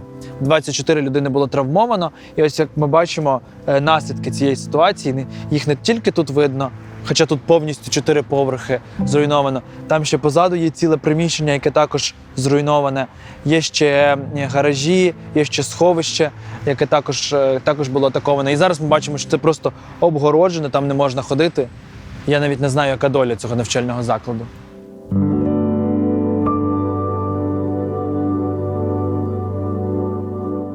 Ми знаємо приклади, коли влада заважала навпаки щось робити, або коли навпаки сприяла. Як у вас було? Ну, скажімо так, не заважала, напевно, але й не сприяла. Тодішній губернатор, коли дізнавався, що ми їдемо без зелених коридорів, він не міг заборонити, щоб ми їздили, але постійно якісь були вброси в інформативний простір, що от ви ж не їдьте, ви не ведіться, тільки щоб були зелені коридори, тільки щоб були офіційні якісь шляхи виходу з міста. Але ж знаєте, тут буквально неподалік, де ми знаходимося, авіаудар був. І загинуло 22 людини. І люди були зібрані, чемодани, рюкзаки стояли, чекали зелені коридори. Якби вони виїжджали тоді, наприклад, через ті шляхи, які ми пропонували, то, можливо, б вони залишились би живі і все було б нормально. Були такі моменти. І, до речі, це якраз коли наша ця вся програма, чи як це сказати, набрала оберти, то почалися ці вброси. Воно, можливо, і не було якось пов'язано з нами, хоча дуже схоже на те. Влада допомагала церкві, і влада потребувала також допомоги від церкви, від людей. І на сьогоднішній день, як ми знаємо, в Сумській області протестантська церква стала на перше місце тих людей, які допомагали людям. Ми допомагали не тільки віруючим членам церкви, а допомагали далеко всім постороннім, всі, хто приходили, всі, хто потребували допомоги. Тобто можна сказати, що церква стала доступнішою для людей? Набагато доступніше. Багато людей прийшло, і на сьогоднішній день багато людей залишилося в церквах, і багато людей прийняли святе водне хрещення і стали членами церкви. Ви повернулися через скільки часу? Десь півроку ми там пробули, жили, я ще там працювала, нам там поляки дали квартиру, дуже гарно віднеслися, всі таку допомогу. Чого ви вирішили вернутися? Тому що додому захотілося. Де там би я не була, мені хочеться додому. Я щось не можу. Ні мову мені не хотілося вчити, нічого. Я хотіла додому. Ми приїхали в травні, і вже влітку до мене прийшло покаяння, таке покаяння, яке вже дійсно від Господа. Коли вже я до нього стала на коліна вдома, і я просила, Боже, я визнала те, що я така грішна, що це просто. Я це все визнала і попросила, Боже, витягни мене з цього грішного життя, Боже. І він на наступний день він дав мені руку і витягнув з цієї ями. Витягнув, він мене повністю очистив. Прощена, я дуже довольна, я дуже рада. Слава Богу, що він такий великий, і зараз моє життя на 180 градусів помінялось. І я все по-другому. Я в правді, я в істині, я з Господом, я дуже рада. Які помітили ви зміни в місті? Ми зараз можемо спостерігати взагалі по всій країні, що люди трішечки звикають до того, що відбувається, і, можливо, десь не так відповідально ставляться до тривог, до допомоги. Що відбувається тут, в місті? Я на прошлій неділі був у Німеччині, і люди говорять про тривогу, що таке тривога. Ми їм розказуємо, що це там сирена така, оце там машини їдуть і видають такий звук. Чому? Тому що десь там летять ракети якісь. Тобто вони не розуміють. Наші люди, і ми в тому числі, знаєте, ми чуємо тривоги, ми навіть не реагуємо на це. Ми вже привикли, ми розуміємо, що тривога, і от того, що ми будемо там суетитися, кудись бігти, нічого не міняється. Якщо ми йдемо в якісь там підземні сховища, бомбоубіжища, це одно діло. Недостатньо цих усіх таких обладнань для того, щоб люди були захищені від бомбардувань. І тому, знаєте, у нашому суспільстві, тут як у нас у Сумах, ми вже привикли до того, що сирени, вони практично не перестають, вони постійно виють, гудуть, привикли. Але захисту, який потрібен для всього міста, його недостатньо, правильно я розумію? Думаю, так. Думаю, те, що перше прям кидається в очі, що люди почали говорити на українській мові.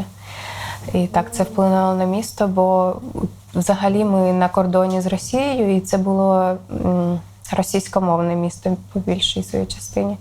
Зараз, якщо зайти в кафе, в ресторан, кудись, це завжди на українській мові, це дуже приємно.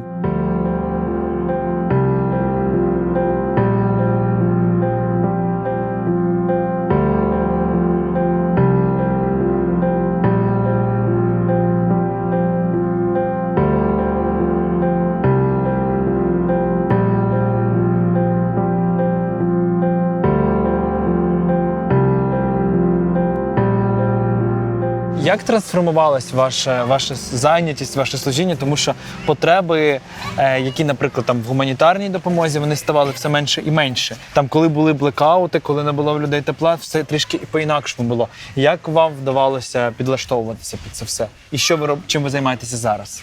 Ми продовжуємо дуже сильно допомагати людям продуктовими наборами і поєднуємо це з ненав'язливою, підкреслюю це слово, формою розповіді, розповіді, я так більш такою мовою, розповідям людям розповісти про Бога. Звісно ж, вже ніякої блокади вже давно немає, але тим не менше ми розуміємо, що економічна велика скрута, що підприємці зараз, можна сказати, в занепаді. І тому ми, користуючись такою нагодою, з одного боку, будучи патріотами України і нашого міста, ми багато даємо допомоги.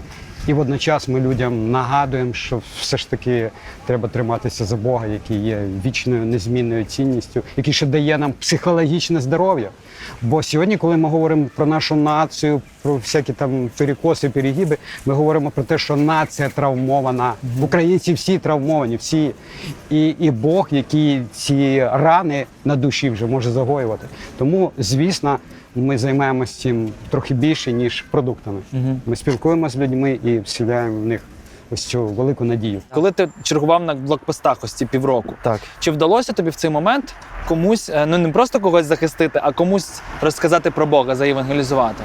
Про Бога, у нас була така тактика, що ми дежурили втроєм, там, типу, два моїх ще друга, якби віруючих, бо ми хотіли так, щоб ми завжди були в кучі, тому що так проще друг друга захистити, ми знали друг друга, у нас були свої паролі.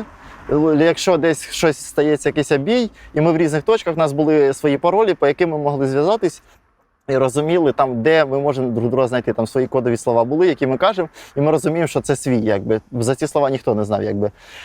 Більш євангелізація – це стало таке спілкування, коли нас вже розділили чуть-чуть, коли почався такий порядок бути, і тоді ти вже починаєш спілкуватися з різними людьми, і в кожного свій різний погляд. Один каже, я більш православна така людина, ну він каже, я встав, там помолився, зранку прочитав «Отче наш» такий, ну ти кажеш, о, прикольно. Ну якби це було більш спілкування. Я не скажу, що я привів там когось прямо до Бога, це було завжди спілкування, тому що в людей є якби попит на це, але вони якби чоловікам важче прийняти Бога в деякій мірі, чим жінкам. Це прямо з практики можу сказати. Але вдавалося класно поспілкуватися, так, звичайно. Тобто були завжди це якісь такі питання, от чому війна, або там з приводу там п'янства, ще щось таке, якби такі якісь битові питання могли бути. Якби у мене був позивний капелан, якби розуміли, що ти священник, то що я як ходжу зараз навіть додому, там є люди, які проходять, кажуть, як справи, святой отець? Я кажу, все добре, якби. І того, якби ти більш відкритий до людей став, люди більше по-іншому дивляться на віруючих людей, тому що вони розуміють, що ти не десь заховався в деякій мірі, а ти якби стоїш і разом з ними. То що ми коли тут стояли, тут з роботи там підійшли знайомі, кажуть, о, каже, так а ви віруючі, як ви, каже, взяли автомат? Кажу, так, а при чому тут віра до зброї? Кажу, ти захищаєшся, ти не нападаєш, якби. Тому якби в цьому плані якби ти більш був відкритий до людей, приймати їх, послухати, то що в кожного якесь було горе своє, якби. А чого б хотілося побачити в Сумах? Ну, щоб більше приходило до Господа, звичайно, в цей нелегкий час, коли тривоги, коли ще щось. Я думаю, що багато хто молиться. У нас навіть на роботі я роблю з невіруючими людьми, і сам начальник, він каже, а ви як тривога, що не кидались, до Бога не молилися? І він, не знаючи, так як я, не вірує, так як ми, то він теж каже, що якби є Господь, і мені дуже радісно це чути, що люди в тяжких оцих обставинах, вони приходять до Господа і все-таки взивають і бачать від нього допомогу. Мріємо, щоб взагалі вся влада піклувалась про місто, кожна влада, кожного міста, вона піклувалася, щоб місто було красивим і привабливим для людей, які просто приїжджають, щоб можна було класно пройтись, подивитися. Напевно, хотілося б, щоб ми зберегли те прекрасне, що було виявлено під час війни. І ще такої солідарності, такої єдності людей, такого бажання підтримувати і допомагати один одному я ще не бачу. Місто змінюється, я дивлюся, якби і під час війни воно адаптувалося, якби змінюється.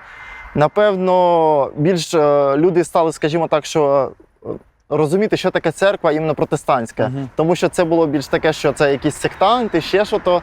І я сам був такої думки, коли не прийшов в церкву, я думав, що це якась секта, це там тобі нав'язують що-то. А коли ти сам познайомився з протестантською церквою, то й ти других вже хочеш змінювати людей, розуміти, що це другий світогляд. Тому що У нас це була Православна церква Росії, якби тут все, і вони от нав'язували такий наратив, що це сектанти і все остальне. Тому люди змінили цей погляд на протестантську церкву, якби в такому форматі. Оце от приємне. Мені подобається це місто, воно тихе, воно спокійне.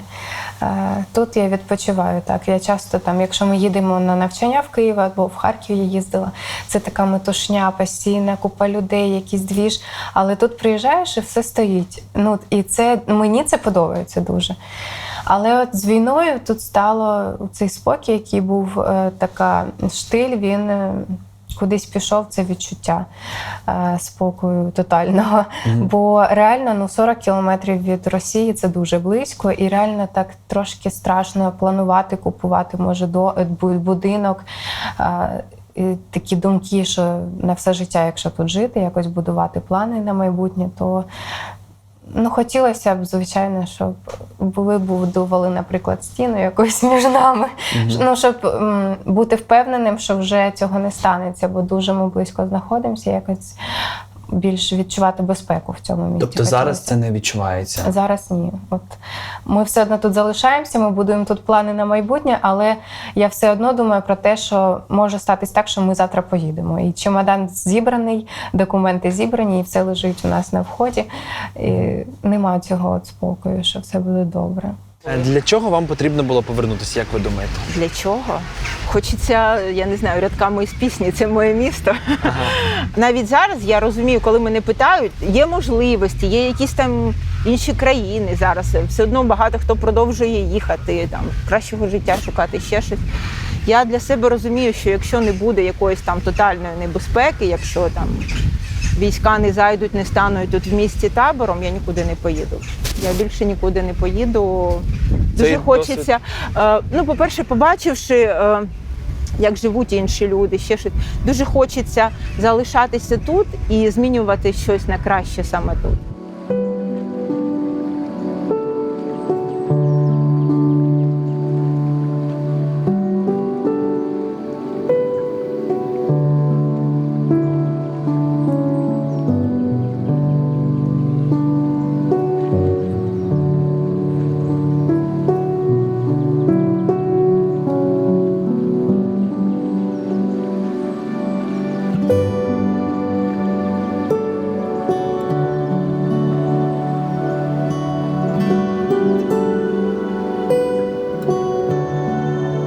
Я би хотів забрати з собою з Сум думку про те, що єдність має працювати на всіх рівнях.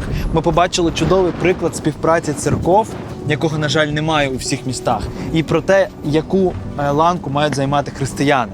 Ми побачили спільність усіх людей, які об'єдналися у місті, тому що саме вони у перші дні стримали наступ. І сьогодні, як сказав пастор, наша основна задача – зберегти те, що ми віднайшли і зрозуміли про себе під час війни.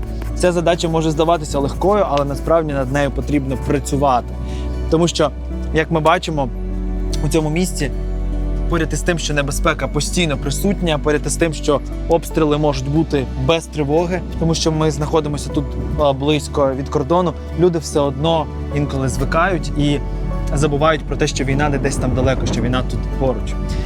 Це було місто Суми, друзі. Для мене величезне відкриття, як і кожне з тих, які ми знімаємо. Я дуже радий, що ми змогли вам показати, як живе це місто, чим воно наповнене і які люди в ньому живуть і служать. Дякую, що ви залишаєтесь із нами. Обов'язково пишіть свою думку в коментарях, залишайте лайк, не забудьте про підписку, якщо ви це не зробили, і побачимось у новому епізоді.